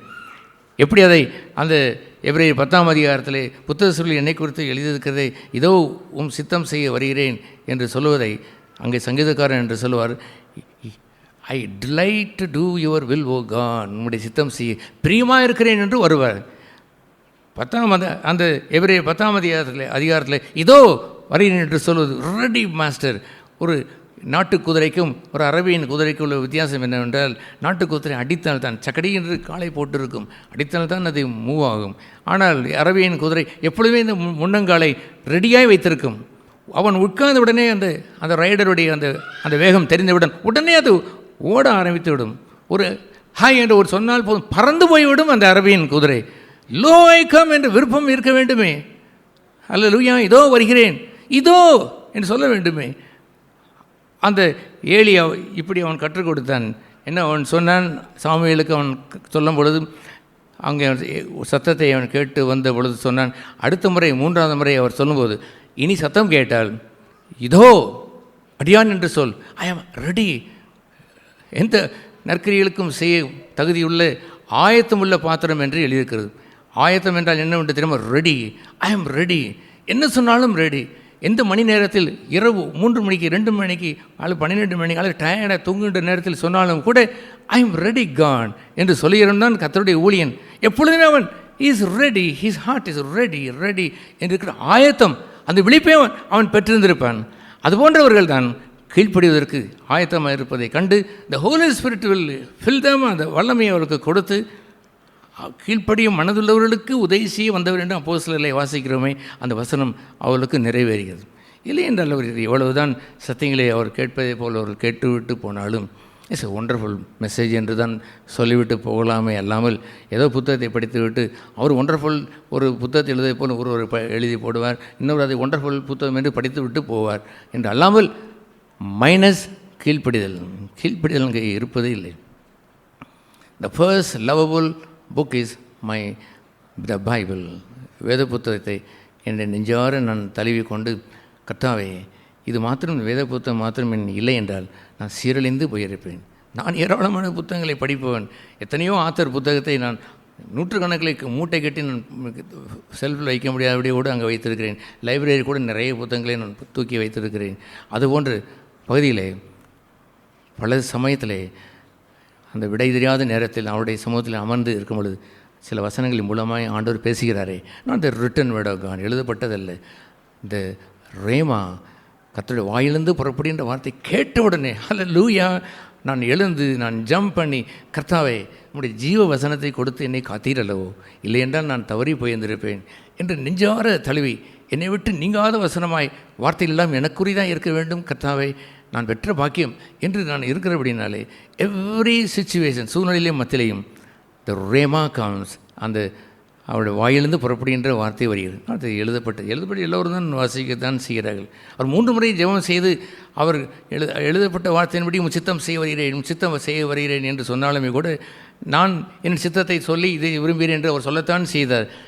பரத்திலிருந்து ஒரு வார்த்தை உண்டாகி திஸ் இஸ் மை கப், இது என்னுடைய பாத்திரம் என்று சொன்னவுடன் எழுந்து விட்டாரே, அவர் தூதன் வந்து அவரை பலப்படுத்தி விட்டாரே. யாரை தேடி என்று கேட்ட பொழுது நசரேயனாகிய இயேசு என்று சொன்ன பொழுது நான் தான் என்று சொல்வதற்குரிய தைரியம் எல்லாம் இட் இஸ் த ரேமா, த கட்டளை ஃப்ரம் காட், இந்த வாயிலிருந்து புறப்படுகின்ற வார்த்தைக்கு கீழ்ப்படிந்து அவர் வாழ்ந்தார். That's a wonderful thing. உங்களுடைய வாழ்க்கையிலே சத்தியம் என்ற ஒரு பகுதியை விளங்கிக் கொள்ள வேண்டும். சத்தியம் என்று சொன்னால் என்னவென்று தெரியுமா? அதை யோவான் 1ஆம் அதிகாரம் 17ஆம் வசனத்திலே வாசிக்கிறோம். மோசேயின் மூலமாய் நியாய பிரமாணங்கள் வந்தது, இயேசு கிறிஸ்துவின் மூலமாய் கிருபையும் சத்தியமும் வந்தது என்று எழுதியிருக்கிறது. அதனுடைய அர்த்தம் என்ன? ஏன் பிரமாணங்கள் போய்விட்டது என்று பார்க்கிறீர்கள்? நோ, பிரமாணங்கள் எப்பொழுது கைக்கொள்ளப்பட்டு பொதிக்கப்படுகிறதோ, அது கைக்கொண்டு வாழ்கிறானோ, பிரமாணங்கள் சத்தியமாய் மாறிவிடும். அவர்கள் சத்தியத்திற்கு தூணும் ஆதாரமாக இருக்கிறார் என்று தான் இருக்க வேண்டுமே அல்லாமல் ஏதோ ஒரு டாக்டரின் உபதேசத்திற்கு தூணும் ஆதாரமானவர்கள் என்று சொல்லிவிடக்கூடாது. ஒரு குரூப்பை நான் அறிந்திருக்கிறேன், பல வருடங்களாக நான் அறிந்திருக்கிறேன். சத்தியங்கள் தான் அவர்களுக்கு தூண்போல் அவர்கள் வைத்து கொண்டது எல்லாம் the written word of God, அதைத்தான் சத்தியம் என்று மக்களுக்கு போதித்திருக்கிறார்கள். த ரியல் திங், உண்மை என்னவென்று சொன்னால் அதையெல்லாம் மோசே பிரசங்கித்து விட்டான். நியாயப்பிரமாணங்கள் மோசையின் மூலமாய் வந்தது. இயேசு கிறிஸ்து வந்தாரே, ஏன் வந்தார்? அந்த வார்த்தை மாம்சமாய் மாறும் பொழுது, அது அவரை கை கொண்டு ஜீவிக்கும் பொழுது that becomes his own truth, அவருடைய சொந்த சத்தியமாய் மாறிவிடும். அவனுக்கே அந்த சத்தியத்துக்குரியதாய் மாறி அந்த சத்தியத்தை நடக்கிறவனாய் அவன் மாறிவிடுவான். எனவே உங்களுடைய ஜீவியத்திலே கனி கொடுக்கிற ஒரு வாழ்க்கை என்று சொல்வதை எழுதப்பட்ட வார்த்தைகள் அது சத்தியமாய் மாற வேண்டும். அதே அவர் 1 யோவான் 1ஆம் அதிகாரம் 6ஆம் வசனத்திலே இவ்வாறு அதை குறிப்பிடுவார். 1 யோவான் 1ஆம் அதிகாரம் 6ஆம் வசனத்திலே அவர் அதை எப்படி அவர் சொல்வார் என்று சொன்னால், நடவாமல் என்று சொல்வார், நடக்கிறவன் என்றும் சொல்வார். எதை வைத்து அவர் நடவாமல் என்று சொல்வார், எதை வைத்து நடக்கிறது என்று சொல்வார் என்று சொன்னால் 1 யோவான் 1:6, நாம் அவரோடு ஐக்கியப்பட்டவர்கள் என்று சொல்லியும் இருளிலே நடக்கிறவர்களாய் இருந்தால் சத்தியத்தின்படி நடவாமல் பொய் சொல்லுவர்களாய் இருப்போம் என்று அதை கூறுவார். இருளிலே நடவாமல் என்று சொல்வது ஆங்கிலத்திலே வாக்கிங் இன் டார்க்னஸ் என்று எழுதியிருக்கிறது. தேவன் ஒளியாகவே இருக்கிறார், அவரிடத்தில் எவ்வளவு வேணும் இருள் இல்லை. எனவே நாம் எவ்வளவு வேணும் இருளில்லாத வாழ்க்கையை வாழ வேண்டும் என்றால் ஒளியிலே தொடர்ந்து நடக்க வேண்டும். ஆகவே இருளிலே நாம் நடக்கிறவர்கள் அல்ல என்று எழுதியிருக்கிறது. நாம் இருளில் நடந்தோம் என்று சொன்னால், இருளின் ராஜ்யத்திற்கு அதிபதி பிசாசானவன், ஒளியின் ராஜ்யத்திற்கு அதிபதி நம்ம ஆண்டவர். அவர் ஒளியாகவே இருக்கிறார். எவ்வளோ ஒளியாக இருக்கிறார், எவ்வளோ வேணும் அங்கே இருள் இருப்பதே இல்லை. எனவே அவரைப் போலவே நான் ஐ ஆம் த ட்ரூத், நானே சத்தியம் என்று சொல்லும் பொழுது உடனே நான் அவரை போல் மாறுவதில்லை. சத்தியத்திலே நடக்க வேண்டும். Walk in the truth. சத்தியத்தை அறியீர்கள், அந்த ஒரு வார்த்தையை கேட்கிறீர்கள், அந்த வார்த்தையை சத்தியமாய் உங்களுக்கு மாறும்படி இயேசு கிறிஸ்துவைப் போலவே முழுமையும் சத்தியமாய் மாறினதைப் போல நானும் மாறும்படி ஐ ஸ்லோலி கொஞ்சம் கொஞ்சமாய் நடக்க நான் தொடங்கி விடுகிறேன். முதலில் நான் சொன்னதை போல் ஃபஸ்ட் ஸ்டாண்டர்டுக்குரிய சத்தியத்தை நான் பெற்றுக்கொள்கிறேன். இரண்டாவது ஸ்டாண்டர்ட் அந்த சத்தியத்துக்குரிய பகுதியை நான் பெற்றுக்கொள்கிறேன். மூன்றாவது ஸ்டாண்டர்ட், நான்காவது கிளாஸ், ஐந்தாவது கிளாஸ் என்று நீங்கள் முன்னேறி செல்லும் பொழுது you're walking in the truth.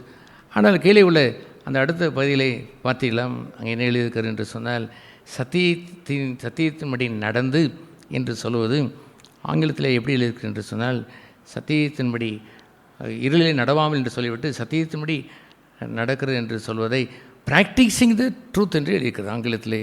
if anybody has the Bible, ஆங்கில பைபிள் இருந்தால் வாசித்து பாருங்கள், ப்ராக்டிஸிங் த ட்ரூத். ஆனால் தமிழிலே சத்தியத்தின்படி நடவாமல் என்று எழுதியிருக்கிறது. இருளில் நடக்கிறதும் சத்தியம் நடக்கிறதும் அதை நடக்கிறது என்று ஒன்றாய் போட்டு விட்டது தான். ஏதோ ஒரு பகுதியில் அதை கொஞ்சம் நாம் ஜஸ்டிஃபை பண்ணி நேரடியான ஒரு அர்த்தத்தை அதை எடுத்துக்கொள்வதற்கு ட்ரை பண்ண முடியும் என்று சொன்னாலும், ப்ராக்டிஸிங் த ட்ரூத் நாம் எதை கையாள வேண்டும் என்றால், not the practising the written word of God. இந்த அறிவை நாம் போதிப்பது அல்ல. பைபிள் ஸ்டடி என்று என்னென்னமோ வைத்து நம் மக்களுக்கு அதை புகுத்துவதற்கு நாம் முயற்சி செய்வது அல்ல. எதை ப்ராக்டிஸ் பண்ண வேண்டும்? கை கொண்டு வாழ்கின்ற வாழ்க்கையை தான் ப்ராக்டிஸ் பண்ண வேண்டும். கொஞ்சம் கொஞ்சமாய் அவர்கள் அதை ப்ராக்டிஸ் என்றால் என்ன சொல்வீர்கள்? பயிற்சி செய்ய வேண்டும். எப்படி நடைப்பயிற்சி என்று சொல்கிறானோ அதுபோலவே தி அட்வான்ஸ் நடந்து அதை தி எக்ஸசைஸ், அதை பயிற்சி எடுக்க வேண்டும். எழுதப்பட்ட வார்த்தைகளுக்கு இன்னும் நிறைவேறவில்லையே, கர்த்தர் எண்ணத்தில் பேசின அந்த வார்த்தை நான் கேட்டுவிட்டும் கூட கீழ்ப்படியவில்லை என்பதை அறிந்து அவன் மனம் விரும்பி இருக்க வேண்டும். Is practising. கீழே அவன் விழுந்தாலும் கூட அவன் எழுவான். யார் கீழே விழுந்தால் என்று எழுவான் என்று சொன்னால், அவன் விரும்பியே விழுந்து கொண்டிருக்கிற ஒரு மனுஷன் அல்ல. சத்தியத்தை ப்ராக்டிஸ் பண்ணும் பொழுது ஒரு பிள்ளை நடக்கிறது என்று பாருங்களேன். அந்த பிள்ளை கீழே விழுந்தாலும் எழுந்து ஒன்றுமில்லை என்று நம்ம சொல்லும் பொழுது அது பெரிய வீழ்ச்சியை நாம் பார்ப்பதில்லை. நடப்பதற்கு முயற்சிக்கிறான், பயிற்சி எடுத்து கொண்டிருக்கிறான். He may be falling down. கீழே விழுந்தால் அவன் 7 முறை அவன் விழுந்தாலும் அவன் நீதிமானை வாழ்வதற்குத்தான் விழுகிறானே அல்லாமல், ப்ராக்டிஸ் பண்ணி கொண்டிருக்க நேரத்தில் அவன் விழுகிறானே அல்லாமல் அவன் விரும்பி விழவில்லை என்று அறிந்திருக்க வேண்டும். You must see people like that. ஜனங்களை இந்த பூமியிலே நாம் நம்முடைய சபை மக்களாக இருக்கட்டும், உங்களுடைய வீடாக இருக்கட்டும், okay my brother is practising. அவன் இப்பொழுதுதான் பயிற்சி எடுத்து கொண்டு இருக்கிறான். He may fall. ஓகே, நானும் அந்த பகுதியில் விழுந்தவன் தான், அவன் எழுந்து வருவான் என்று நம்பிக்கை கொண்டு வந்திருக்க வேண்டும். we all should practice in such a way. எல்லோரும் அந்த அவிதமாய் ப்ராக்டிஸ் நடைமுறை பயிற்சி நாம் எடுத்து வாழும் பொழுது we understand one another. ஒருவரை அறிந்திருக்கிறோம். Yes, my sister is practising. Yes, my brother is practising. Practice பண்ணி கொண்டிருக்கிறாள். இருளிலே நடப்பது என்று சொல்வது வேண்டுமென்றே நடக்கிற வாழ்க்கையை தான் சொல்கிறார். ஒளியிலே வந்து விட்டீர்கள் என்று சொன்னால் you will be practising the truth. உங்களுக்கு கீழ்ப்படியக்கூடிய மனதுடையவர்களாய் அதை முழுவதும் மாம்சமாய் மாறும்படி அப்பியாசப்படுத்தி கொண்டிருக்கிற ஒரு வாழ்க்கையை வாழ வேண்டுமே. அதுபோன்று நீங்கள் வாழ்க்கையை வாழும் பொழுதுதான் இயேசுவை போல் உங்களுடைய விதை நொறுங்குண்டு அது தரையிலே வறண்ட நிலத்திலே வேறுகொண்டு பரமபிதாவுடைய வாழ்க்கையிலே துளிர் கொண்டு வாழ்கின்ற அற்புதமான ஸ்பிரிச்சுவல் லைஃப் வில் ஸ்டார்ட் தேர். அற்புதமான அந்த வாழ்க்கை உண்டாகும். உலகத்தில் உள்ள எல்லா இடங்களிலுமே அவர்களுடைய வறண்ட நிலம்தான் வைத்திருக்கிறாள். There is no fluttering that beautiful அந்த டெண்டர் பிளான். இனிமையான அந்த மென்மையான அந்த இலை தோன்றுவதில்லை. அங்கே வசந்தம் அங்கே இருப்பதில்லை. they all live for the earthly things. பூமிக்குரிய வாழ்க்கையை வாழ்கின்றபடியினால் அவர்களுக்கு சாதகமாக இருந்தால் நன்றாக இருப்பதை போல் தோன்றினாலும் வேறு விடாத ஜனங்களாக இருக்கிறபடினால் எதையோ மனதை வைத்து கொண்டு தங்கள் லாபத்திற்குரிய வசனத்தை சொல்லிக்கொண்டு போகிறார்கள். அல்லாமல் வறண்ட நிலத்திலே வேறு விடுகின்ற அந்த கீழ்ப்பிடிதல் ப்ராக்டிஸிங் த ட்ரூத் இருப்பதில்லை. we all must practice like that. அப்படி ப்ராக்டிஸ் பண்ணுகிற ஜனங்களாக இருக்க வேண்டும். ஹூ ஆர் தீஸ் பீப்புள் என்று ஆண்டவர்கிட்ட போய் தூதர்கள் கேட்டால், they are my people, don't touch தம், அவர்களை தொட்டு விடாதே. அவள் அத்தனை பேரும் they really practice சத்தியமாய் மாறும்படி அதை கை கொண்டு வாழ்வதற்கு போராடி கொண்டிருக்கிற ஜனங்கள். ஹெல்ப் தம், அவர்களுக்கு நான் உதவி செய்திருந்திருக்க வேண்டும். ரட்சிப்பிற்கு ஏதுவாய் உதவி செய்கின்ற தூதல் என்று எழுதியிருக்கிறது. அப்படித்தான் இருக்க வேண்டும். அவர்களுக்கு ஆதரவாக இருந்தவர்கள் கால் தடுக்கினால் கூட அவர்களை தாங்கிக்கொள் என்று ஆண்டவர் கட்டளையிடுவார். யார் அவர்கள்? Practising the truth, not walking in the dark. விரும்பியே இருளுக்குள் போய்கொண்டு வந்து கொண்டிருக்கிறார்களே, தாங்கள் செய்கின்ற கிரியைகளை அவர்கள் ஒளியை வைத்து அவர்கள் பார்க்க விரும்புவதில்லை. அவர் இருளை விரும்புகிறபடினாலே ஒளியை பயக்கிறாள் என்று கூட எழுதியிருக்கிறது. இங்கே வந்தால் ஒருவர் என்று அந்த நாட்களில் ஒருவர் சொன்னால், இங்கே வந்தால் நிறைய காரியங்கள் உள்ளத்திலே உணர்வடையை செய்து என்னை பயமுறுத்துகிறேன் என்று சொன்னார். என்ன வேடிக்கையான ஒரு வார்த்தை! உணர்வடையை செய்தால் பரிசுத்த ஆவியானவர்தான் உணர்வடையை செய்ய முடியும். பயமுறுத்துவது என்று சொன்னால் பிசாசானவன் பயமுறுத்துவான். அவன் என்ன பயமுறுத்துவான்? அப்படியே ஆண்டவர் சொன்னார். இல்லை, சாதகமாய் ஒன்றை அவன் சொல்கிறானே, அவன்தான் அவன் மெய்யானபடி அவன் உங்களை வஞ்சகம் செய்ய பார்க்கிறான். பயமுறுத்துகிறவன் பிசாசானவன் வார்த்தைகளின் நைசாய் அவன் பேசுகிறதெல்லாம் உங்களை வஞ்சகம் செய்ய பார்க்கிறான். ஆகவே ஆண்டவர் சொல்லும்பொழுது ஒரு உணர்த்துகின்ற ஒரு பகுதி, இதை புசித்தால் நீ சாவா என்று சொல்வதை அவன் கோடிட்டு அதை அவன் காண்பித்து அவன் no God is so bad, அவர் மோசமான என்று அவன் சொல்லிவிடுகிறான். ஆகவே இங்கே வந்தால் வெளிச்சம் இருக்கிறது, இந்த வெளிச்சத்தின் மத்தியிலே எனக்கு பல பாவங்களுக்கு உணர்த்தப்படுகிறேன், என்னை கண்டித்து போதிக்கிறது. ஆகவே I stop coming to the church என்று சொன்னார். வருவதை நான் நிறுத்தி கொண்டேன் என்று சொன்னார். I told him, I explain, அவன் விளக்கி சொன்னாலும் சத்தியத்தின் மேல் உள்ள அன்பை அவனுக்கு இல்லாதபடினால் he could not hear that. அதை கேட்டு அவர் வாழ முடியவில்லை. He left the church. அது பல ஆண்டுகள், 25 ஆண்டுகளுக்கு முன்பாக நடந்தது என்று எண்ணுகிறேன். அப்படி ஒரு நடந்தது.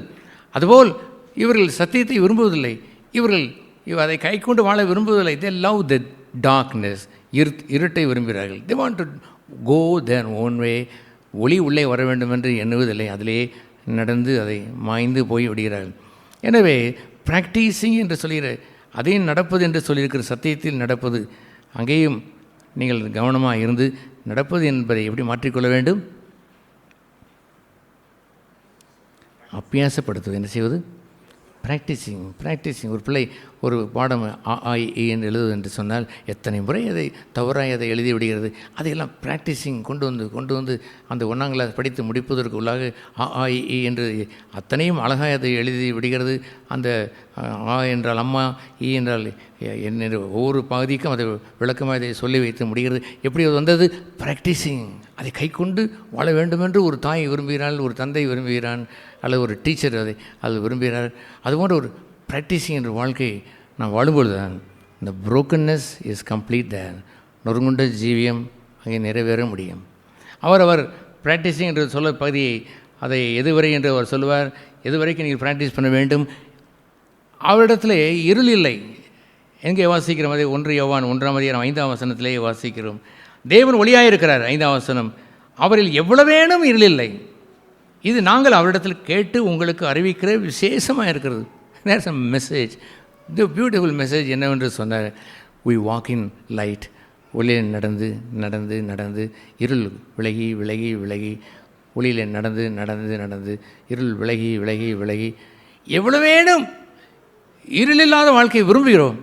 அவரை நோக்கி பார்த்து நாம் ஓடுகிறோம். அவர் எவ்வளவேனும் இருளில்லாதவர்.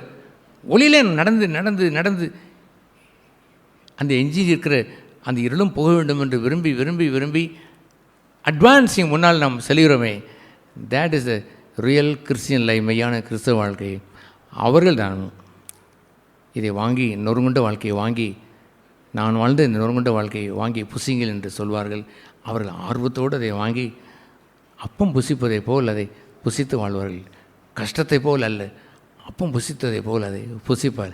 ரசம் என்று தன்னுடைய உடன்படிக்கையினுடைய ரசத்தை சொன்னதை போல் அதை அற்புதமான ஒரு திராட்சை ரசத்திற்கு ஒப்பிட்டு அவர் சொன்னாரே, அது போன்ற ஒரு சபையாயின் எல்லோரும் இருக்க வேண்டும். வாலிபன் தொடங்கி பெரியவர் வரைக்கும் அதுபோன்ற அற்புதமான ஒரு வாழ்க்கையை அவர்கள் வாழ வேண்டும். அவ்விதமாய் நடைபெறும் பொழுது இன்னொரு பகுதியை அவர் அந்த யோவான் 2ஆம் அதிகாரத்தில் அதை வாசிக்கிறோம். அவர் சொல்லுவார், சகோதரரே, அல்ல 6ஆம் வசனத்தை வாசிப்போம். அவருக்குள் நிலைத்திருக்கிறேன் என்று சொல்கிறவன் அவர் நடந்தபடியே தானும் நடக்க வேண்டும். ஒன்றை நீ அறிந்து கொள்ளுங்கள், நான் கர்த்தரிடத்திலிருந்து பெற்றுக்கொண்டேன் என்று சொல்லுகிற அந்த வாழ்க்கை அதுதான். அல்லது இயேசு நமக்கு ஒப்பு கொடுத்து கீழ்ப்படிதலின் ஜீவியம். நான் வசனங்களுக்கு கீழ்ப்படிந்து வேறுவிட்டு நொறுங்குண்டு நான் வாழ்ந்தேன். நான் வாழ்ந்த அந்த நொறுங்குண்ட வாழ்க்கையை நீங்களும் வாங்கி புசிங்கள் என்று அதை நமக்கு கற்றுக் கொடுத்திருக்கிறார். அவ்விதமாய் கற்றுக் கொடுத்த பகுதியை தான் அவங்க எழுதுகிறார். அவருக்குள் நிலைத்திருக்கிறேன் என்று சொல்லுகிறவன் அவன் நடந்தபடியே தானும் நடக்க வேண்டும். இயேசுவும் ஸ்லோலி கொஞ்சம் கொஞ்சமாய்த்தான் வேத வாக்கியங்களை நிறைவேற்றினார். ஏன் அந்த கொல்குதா மேட்டில் வரைக்கும் கூட கொஞ்சம் அரியர்ஸ் இருந்தது, ஒரு சில பகுதியில் இருந்தது. வேத வாக்கியம் நிறைவேற்றும்படி அப்படி அவர் சொன்னார். வேத வாக்கியம் நிறைவேற்றும்படி நான் தாகமாக இருக்கிறேன் என்று சொன்னார். யூ ஆர் ஸோ ஈகர், தன்னை குறித்து எழுதப்பட்ட அத்தனையும் நிறைவேற்றி முடிக்க வேண்டும். ஏனென்றால் ஹீ இஸ் கால்ட் ஐ ஆம் தி ட்ரூத், நானே சத்தியம் என்று சொல்கிற பிரகாசமான ஒளியாய் அவர் அங்கே இருக்கிறாரே. நானும் அவரை போல் முற்றிலுமாய் இருளை அகற்றி ஒளியுள்ள வாழ்க்கையை சத்தியத்தினுடைய வாழ வேண்டும் என்று அறிந்து அவரை நோக்கி நாம் நடக்கின்ற அந்த ஜீவியத்தில் அவருக்குள் நிலைத்திருக்கிறேன் என்று சொல்லி மெல்ல மெல்ல நடந்து நடந்து நடந்து நடந்து முன்னேற வேண்டும். It's not be dragging behind. ஏற்கனவே நடந்த ஒரு பகுதியிலே நீங்கள் போய் விழுந்து அங்கே குப்புறம் அடித்து கீழே விழுவதல்ல. 10 படி ஏறிவிட்டு நீங்கள் முதலில் விழுந்த 2வது படிக்கு நீங்கள் கீழே இறங்குவதா, அல்லது 20 படி ஏறிவிட்டு 5வது 6வது படிக்கு கீழே மீண்டும் விழுவதா?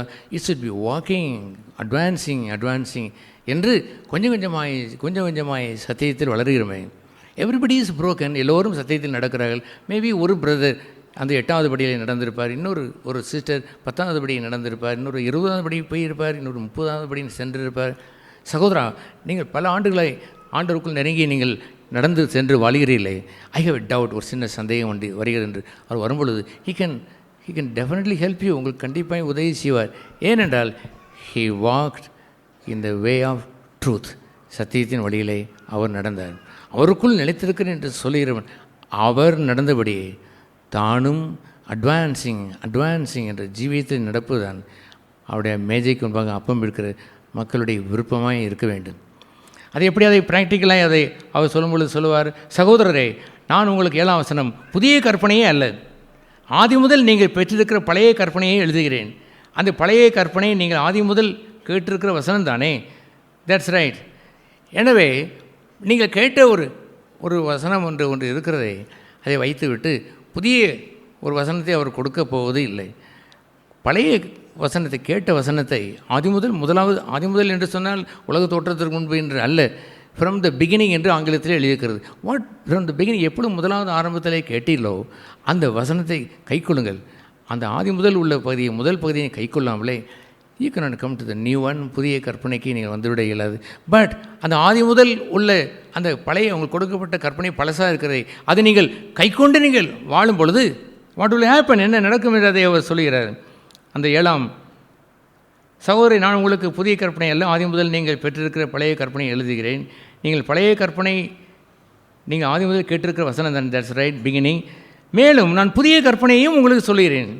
ஹல்லேலூயா. பழைய கற்பனைகளை ஸ்லோவாக கை கொண்டு பிறகு அவனுக்கு என்ன கற்பனை கொடுக்கப்படுகிறது? there is a new command, புதிய கட்டளை கொடுக்கப்பட்டிருக்கிறது. Hallelujah. I can show it in many ways. பல பகுதியில் என் வாழ்க்கையில் நான் அறிந்திருக்கிறேன். ஆண்டவர் இவ்வாறு சொன்னார், ஒரு ஸ்திரீ இச்சையோடு பார்க்கிற எவனும் அவளுடைய விபச்சாரம் செய்தாயிற்று என்று நான் சொல்கிறேன் என்று அவர் சொன்னார். பின்பு அங்கே யோவான் 6ஆம் அதிகாரத்தை என்ன வாசிக்கிறோம் என்று தெரியுமா? என் வசனங்களை அவன் கண்டினியூஸ்லி தொடர்ச்சியாய் கை கொண்டவன் எவனோ அவன் என்னுடைய சீசன் என்று சொன்னார். சீசன் என்று சொன்னால் லேர்னிங், தொடர்ச்சியாய் கை கொண்டு வருவான். நான் உங்களுக்கு சொல்கிறேன் என்று முதல் பகுதியைத்தான் சொன்னார். இஃப் யூ பாஸ் இட், அதை நீங்கள் கை கொண்டு நீங்கள் வாழ தொடங்கிவிட்டீர்கள் என்று சொன்னால் த ஹோலி ஸ்பிரிட் வில் கம், பரிசுத்த ஆவியானவர் வந்து he will give the new commandment, new கட்டளை ஒன்றை கொடுப்பார். ஒரு முறை நான் ஒரு என்னுடைய 1981ஆம் ஆண்டு 1-2 வருடங்களுக்குள்ளாவே கண்களின் இச்சையை விட்டு நான் ஓய்ந்து விட்டேன். அந்த 2 பேரில் எழுதியிருக்கிறதை போல் இன்னமும் இவர்கள் கண்களின் இச்சை விட்டு ஓயவில்லை என்று சொல்லுவார். அந்த முதல் பகுதியை பாஸ் பண்ணவில்லை. கண்களின் இச்சை விட்டு ஓய்ந்த பிறகு ஹல்லேலூயா, மாம்சத்தை வென்று விட்டோமோ என்று எண்ணிக்கொண்டிருக்கிற நேரத்தில் there was something, God gave me the new light. இன்னொரு வெளிச்சத்தை அவர் கொடுத்தார். ஒரு சபையிலே இருந்து ஒருவரிடத்தில் நான் ஒரு சகோதரிடத்தில் அவளுடைய பிரச்சனையை தான் பேசுகிறார் என்று இருந்தாலும் பேசி முடித்து நான் ஜெபத்திற்கு வந்தபொழுது why you talk so much with that opposite sex, அந்த எதிர்ப்பாளர் இடத்துல ஏன் அதிக நேரம் பேசினாய்? You may not be tempted, நீ சோதிக்கப்படாமல் இருக்கலாம், but she is weak vessel, பலகீனமானவள், ஏன் அதுவும் உனக்கென்று விபச்சாரமென்று மாறுவதற்கும் சான்ஸ் இருக்குது. Why you talk much more to that sister என்று சொன்னபொழுது, ஐ ஆம் சாரி, நான் வெளிச்சத்தை பெற்றவன். உடனே அவன் வீழ்ச்சி அடைவான், உடனே அவன் முகங்குப்புற விழுவான். அப்படித்தான் நான் விழுத, ஆண்டவரே I am sorry, I will be very careful. நவான், நீங்கள் வாலி இச்சைக்கு விலை ஓடுங்கள் என்று எழுதியிருக்கும் பொழுது ஒரு விளக்கை போவதை போல் இல்லாமல் அவர் அதிக நேரம் பேசியதை நான் தவறு தான். ஒரு உதவியை நான் சொல்லிவிட்டு சென்றிருந்திருக்கலாம். ஏன் அவர்கள் சொல்வதற்கெல்லாம் ஒன்றை சொல்லி அதை நீடித்து கொண்டு போவதை போல் பேசியிருக்க வேண்டும். Therefore, I put a full stop for the new commandment. அந்த புதிய கட்டளை கை கொண்டு அதை முற்றுப்புள்ளி வைத்து அது கற்று தேறி வளர்ந்து வந்த உடனே சமதர்மோ ஒரு இன்னமும் ஒன்றை புதிய கட்டளையை கொடுக்கிறார். பழைய கட்டளை நீங்கள் கை கொண்டு வரும் பொழுது he will show you the new command, புதிய கற்பனையை காட்டுவார். என்னை அன்பு கூர்ந்து என் கற்பனையை கை கொள்கிறவன் என்று சொல்கிறார். ஐ லவ் காட், நேசிக்கின்றேன் அப்படின்னாலே அவர் சொல்கின்ற அத்தனையும் கேட்டு ஐ ஒபே, நான் கீழ்ப்படுகிறேன். That's another new thing. Why you do like that, why you did like that. உன்னுடைய மனைவி அந்த நாட்களில் என்னுடைய விருதுநகர் பழக்கமோ என்னவோ தெரியவில்லை. அங்கே வீட்டுக்கு வீடு மனைவிமார்களை சனியனே என்று தான் சொல்வார்கள். நான் இந்த மனைவி இருக்கிறார்கள் என் ஆரம்ப நாட்களில் எத்தனை சனியன் என்று சொன்னேனோ எனக்கு தெரியாது. எல்லாரும் என்னுடைய நண்பர்கள், என்னுடைய வியாபார நண்பர்கள், ஏன் விசுவாசி என்று சொல்லில விட சனினே என்று தான் கூப்பிடுவார்கள். அது என்று நான் வெளிச்சம் பெற்றேனோ, என்று நான் கைக்கொள்ள ஆரம்பித்தேனோ, என்னுடைய ஆரம்ப திருமண வாழ்க்கையிலே ஒன்லி சிங்கிள் டே, ஒரே நாளிலே 1000 சனியனும் நின்று விட்டது. ஐ obeyed it quickly, so fast, வேகமாய் அதை சொல்லி அதை கீழ்ப்படிந்து அதை நிறுத்திவிட்டேன். பின்பு கோபமே விளைகிறது என்று நான் எண்ணிக்கொண்டிருக்கிறேன். பின் God gave me the second commandment, இரண்டாவது அவர் கட்டளை அவர் காண்பித்து, ஏன் முறைத்து பார்த்தாய், அதுவும் கூட கொலைதான் என்று சொன்னபோது அடியோ அதமானேன் என்று சொல்லி அதை முறைத்து பார்க்கிற பண்பை அதை நான் கேட்டு அதில் நான் விடுதலை நான் பெறுகிறேன். பின்பு ஆண்டவர் அவள் என்னதான் பேசிக்கொண்டே இருக்கட்டும், சூரியனை பார்த்து நாய் குலைக்கிறது என்று சொல்வார்களே, அதுபோல் விட்டு போகும்பொழுது ஏன் அதை விகற்பமாய் ஏதோ ஒரு ஆன்சரை உள்ளதும் இல்லதுன்னு சொல்லிவிட்டு போக வேண்டியதானே, ஏன் கண்டு காணாதே போல் அதை போவது போல் போகிறாய், அதுவும் கூட கொலைபாதகம் தான் என்று கேட்டபொழுது ஓ காட், நான் அதமானேன் என்று நான் சொல்லி நான் பாராமுகமாய் இருந்ததை திருந்தி நேருக்கு நேராய் பேசுவதற்கு நான் சென்று விடுகிறேன். I can tell you like that. இன்னமும் நான் உரித்து கொண்டே இருக்கிறேன். என்னுடைய வெங்காயத்தோல் என்று வாட்ச்மேன் நீ சொல்லுவாரே, அதுபோல் ஏராளமான அந்த தோல் உரிக்க வருவதை போல் போய்கொண்டே இருக்கிறது. மாம்சத்தை ஒரு நன்மையும் இல்லை என்று அறிந்து எல்லா நன்மையும் அந்த தீமையெல்லாம் கலைந்து போடுவதற்கு நான் துணிந்து அதை ஃபேஸ் பண்ணுவதெல்லாம் தி நியூ கமாண்ட்மெண்ட். அந்த ஆரம்பத்தில் உள்ள ஆதி முதல் என்று சொல்ல தமிழில் இருக்கிறது, அதை நீங்கள் ஆங்கிலத்தை பார்க்க பொழுது beginning, what was in the beginning, முதலில் நான் வைத்து கொண்டிருப்பதில்லை. ஐ அட்வான்ஸ் நடக்கிறேன், அன்பில் நடக்கிறேன், பரிசுத்தத்தில் நடக்கிறேன், தாழ்மையில் நடக்கிறேன், வாக்கிங் அதை அட்வான்ஸ் ஆகி போகும்பொழுது God give you the new commandment every time. அவர் திறந்து வைத்த அந்த புதிதும் ஜீவனுமான மார்க்கம் சும்மா ஒரு திரையை விளக்குவதை போல் அதை ஜீவனை மார்க்கத்தை திறந்து வைத்து விடாமல் அவர் நடந்தபடியே நாம் நடக்கும் பொழுது புதிதும் ஜீவனுமான மார்க்கத்தை காட்டுவார். The new life, every day is a new life. Hallelujah. நாம் போகிற அந்த பரலோகத்திலே சகலமும் புதிது. இந்த உலகத்தில் எதை அனுபவித்து பாருங்கள், பழசாய் போய்விடும். ஒரு பெரிய பங்களா நான் கட்டினேன் என்று ஒருவர் என்னை அந்த ஒரு பாண்டிச்சேரியிலே ஒரு கூப்பிட்டு கொண்டு போனார். That was a wonderful house, நன்றாக இருந்தது. பின்பு ரொம்ப காலம் இல்லை, 10-15 வருடம் கழித்து நான் அங்கே போக வேண்டிய நிலை வந்து விடுது. அது ஓல்டு மாடலாகி போய்விட்டது, ஓல்டு அந்த வரைபடமாகி போய்விட்டது. அந்த இனமெல்லாம் காட்டின நூதனங்கள் எல்லாம் பழசாகி போய் கிடப்பதை நான் பார்க்கிறேன். Beautiful mansion became the old one. பழசாகி போய்விடுகிறது. எதுதான் மனுஷனுக்கு அவன் பழசாகி, மனுஷன் ஏன் அநேகம் சில ஸ்திரீகளை அவன் மோகித்து கொள்கிறான். The wife becomes old. மனைவி அவள் இளம் மனைவியை போல் இல்லாமல் பழைய மனைவியை போல் அவள் ஓல்டாகி போனது போல் பார்க்கிறான். He want some new. அந்த உலகத்தில் அந்த மாயைக்குரியதை அடுத்தடுத்து தேடிக்கொண்டே இருக்கிறான். அதை தேடிக்கொண்டு இருப்பதை பிரசங்கி அவர் என்ன சொல்வார், அன்று இருந்துதான் இப்பொழுதும் இருக்கிறது, இப்பொழுது தான் நாளையும் நடக்கும், நாளை நடந்துதான் இனிமேல் வரும் என்றெல்லாம் சூரியனுக்கு கீழே நான் பார்த்த ஒரு மாயை என்று சொல்வார். தேடி தேடி போவதெல்லாம் கண்டிப்பாக பழசு பழசு பழசு பழசு பழசு என்று தான் மாறிக்கொண்டு போகும். அதை அவன் புரிவதில்லை. இது மாயை என்று கூட அவன் விளங்கிக் கொள்வது இல்லை. But God gives the life, Jeevan, that all the time is fresh, the newness of life. புதிதான அந்த ஜீவன் இருக்கிறது. That's a wonderful thing. வெளிப்பட்ட விசேஷத்தை போல் புதிது என்ற வார்த்தையை நிறைவாய் குவித்து வைத்திருக்கிற ஒரு பகுதியை நீங்கள் வேறு எந்த புத்தகத்திலும் படித்து விட இயலாது. அது புதிய எருசலேம் என்று சொல்வார், புதிய நகரம் என்று அதை சொல்வார், புதிய பாடல் என்று சொல்வார், புதிய நாமம் என்று அவர் சொல்வார். It's a wonderful life. ஆச்சரியமான ஒரு வாழ்க்கை, நியூனஸ். அங்கே நீங்கள் 1000 வருடம் என்ன 1,00,000 வருடங்கள் நீங்கள் வாழ்ந்து கொண்டிருந்தாலும் there is a newness of life. This life is old. when you are young, when you are youth, நீங்கள் வாலிபனாக இருந்து அதில் வந்த காலங்கள் போய் நிறைய முடி வந்து you became old, not like the old பழைய மனிதனை போய் இருப்பதில்லை. உங்களுடைய போட்டோ அழகுவிட வைத்து அடுக்கி வைத்து தான் உங்களுக்கு பார்த்தால் தெரிந்திருக்கும். அடடே, என் வாலிபத்தில் எவ்வளவு அருமையாக இருந்திருக்கேன் என்று எண்ணுவீர்கள். இப்பொழுது உங்கள் முகத்தை பார்த்தால் உங்களுக்கே அது திருப்தியாக இருப்பதில்லை. ஏனென்றால் ஆன் திஸ் இயர்ஸ், இந்த பூமியிலே அனைத்துமே ஓல்டு, பழசுதான். புதிது என்று வருவதெல்லாம் today I got a new life, புது ஜீவனை நான் பெற்றுக்கொள்கிறேன். Today not the old commandment, it's a new commandment. God is dealing with me. தேவன் என்னோடு இடைபடுகிறார். அந்த மோசையோடு அவர் எடுத்துக்கொள்கிற நாட்களுக்கு முன்பாக நடந்த பகுதியை நீங்கள் படித்து பார்த்தால் காட் டெல்ட் வித் ஹிம். அவனோடு கூட ஆண்டவர் நேரடியாக வந்து பேசுவார், சில காரியங்களை சொல்லுவார். ஏன் நாளைக்கு தானே எடுத்துக்கொள்ள போயிடார், இப்பொழுது ஏன் பேச வேண்டும் என்றால் ஹி லவ் ஹிம். அவனை நேசித்து நியூனஸை அவனுக்கு கொடுத்து விட்டு தான் அவனை மேலே அழைத்து கொண்டு அவன் வாழ்க்கையை அவன் முடித்து வைக்கிறார். இயேசு கெத்செமனேயில் இயேசு தொடங்கி கெத்செமனே கொல்கத்தாவில் ஏறி முடிக்கிற வரைக்கும் he was God in the new life, புதிய ஜீவனை பெற்றிருந்தார். அவர் மரித்த பிறகு அந்த திரைச்சிலை 2ஆக கிழிந்து புதிதும் ஜீவனமான மார்க்கத்தை திறந்து வைத்தார். Don't you want the newness every day? ஒரு நாளும் அந்த புதிதானது வேண்டாமா? What you hear from the Lord is new voice, புதிய வசனம். இன்று அவருடைய சத்தத்தை கேட்டார் என்று சொன்னால் என்றைக்கோ கொடுத்து விட்டேன் என்று சொல்லவில்லை. He is careful to voice, தன்னுடைய சத்தத்தை இன்று துணிக்க செய்வார். Today you hair the voice, இன்று அவருடைய சத்தத்தை கேட்டீர்களா? அந்த நாட்களில் நான் ஒரு புத்தகத்தை நான் ட்ரான்ஸ்லேட் பண்ணி அதை இன்று அவருடைய சத்தம் என்று அதை பெயர் வைத்து அதை மகிழ்ச்சி அடைந்தேன். அதை எத்தனை வாசிக்கிறோம், எத்தனை பேர் இன்று அவருடைய சத்தம் என்று வைத்துக் கொள்ளாலும் எனக்கு தெரியாது. But for me all the times அவருடைய வேதம் எல்லாம் today if you here you voice, அந்த வசனங்களை நான் கேட்கிறேன். ஆகவே அருமையான சகோதரிகளே, இந்த புது வருடத்திலே வாக் இன் ட்ரூத், சத்தியத்திலே நடங்கள், இருளிலே நடவாமல் சத்தியத்தை ப்ராக்டிஸ் நடப்பது என்பது ப்ராக்டிஸ் பண்ணுங்கள். Practising in the one, that's a wonderful thing. I can speak on அநேகம் பகுதியில் என் வாழ்க்கையிலிருந்தும் அதை ப்ராக்டிஸ் பண்ணதை நான் சொல்ல முடியும்.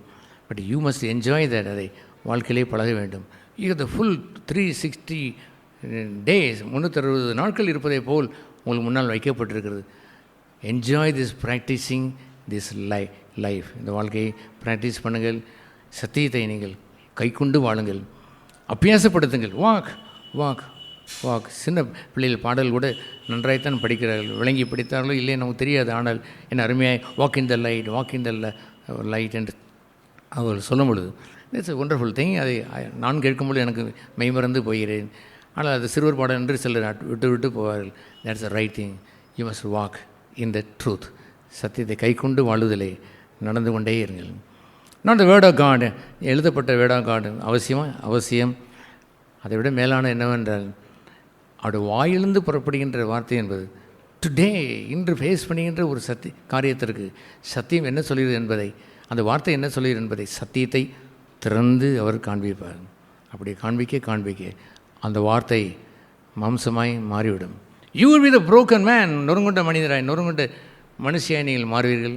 You will be blessing to everyone, your husband, your wife and your children, wherever you go. நீங்கள் சென்றாலும் உங்களுடைய சபை, யூ வில் பி blessing.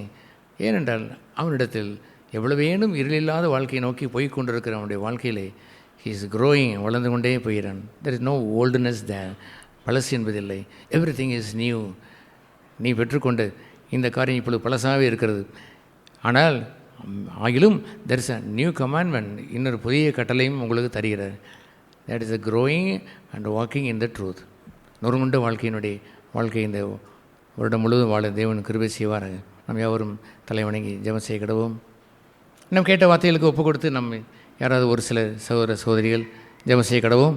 பரலோக பிதாவே, இந்த மதிய வேலைக்காய் நன்றி. உம்முடைய சபையிலே நாங்கள் இருப்பது பாக்கியம்.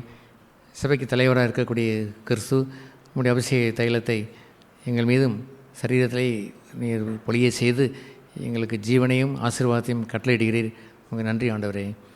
இப்பொழுதும் நாங்கள் யாவரும் இந்த வருடங்கள் முழுவதும் வாழ வேண்டிய ப்ராக்டிஸிங் த ட்ரூத், சத்தியத்தின்படி நாங்கள் பயிற்சி எடுக்கிற அந்த பகுதியிலே தீவிரமாக பயிற்சி பெற்று பழையதையே நாங்கள் ஆரம்பத்தில் உள்ளதே வைத்து கொண்டிராமல் முன்னேறி செல்ல யாவருக்கும் கிருபை செய்தலும். அங்குதான் நொறுங்குண்ட வாழ்க்கை இருக்கிறது என்று அறிந்திருக்கிறோம். இப்பொழுதும் அந்த மேஜைக்கு நாங்கள் வருகிறோம். அவர் பிற்கப்பட்டு நொறுங்குண்டு எங்களுக்கு இதை புசிங்கள் என்று சொன்னாரே, அதை நாங்கள் புசித்து வாழ, நடைமுறை வாழ்க்கையில் அபியாசப்படுத்தி வாழ யாவருக்கும் கிருபை செய்தலும். மரணவரைந்தும் கீழ்ப்படுகின்ற அந்த கீழ்ப்படிதலை எல்லோருக்கும் தாரும். இயேசு நாமத்தில் ஜெபிக்கிறோம் பரலோக பிதாவே, ஆமென்.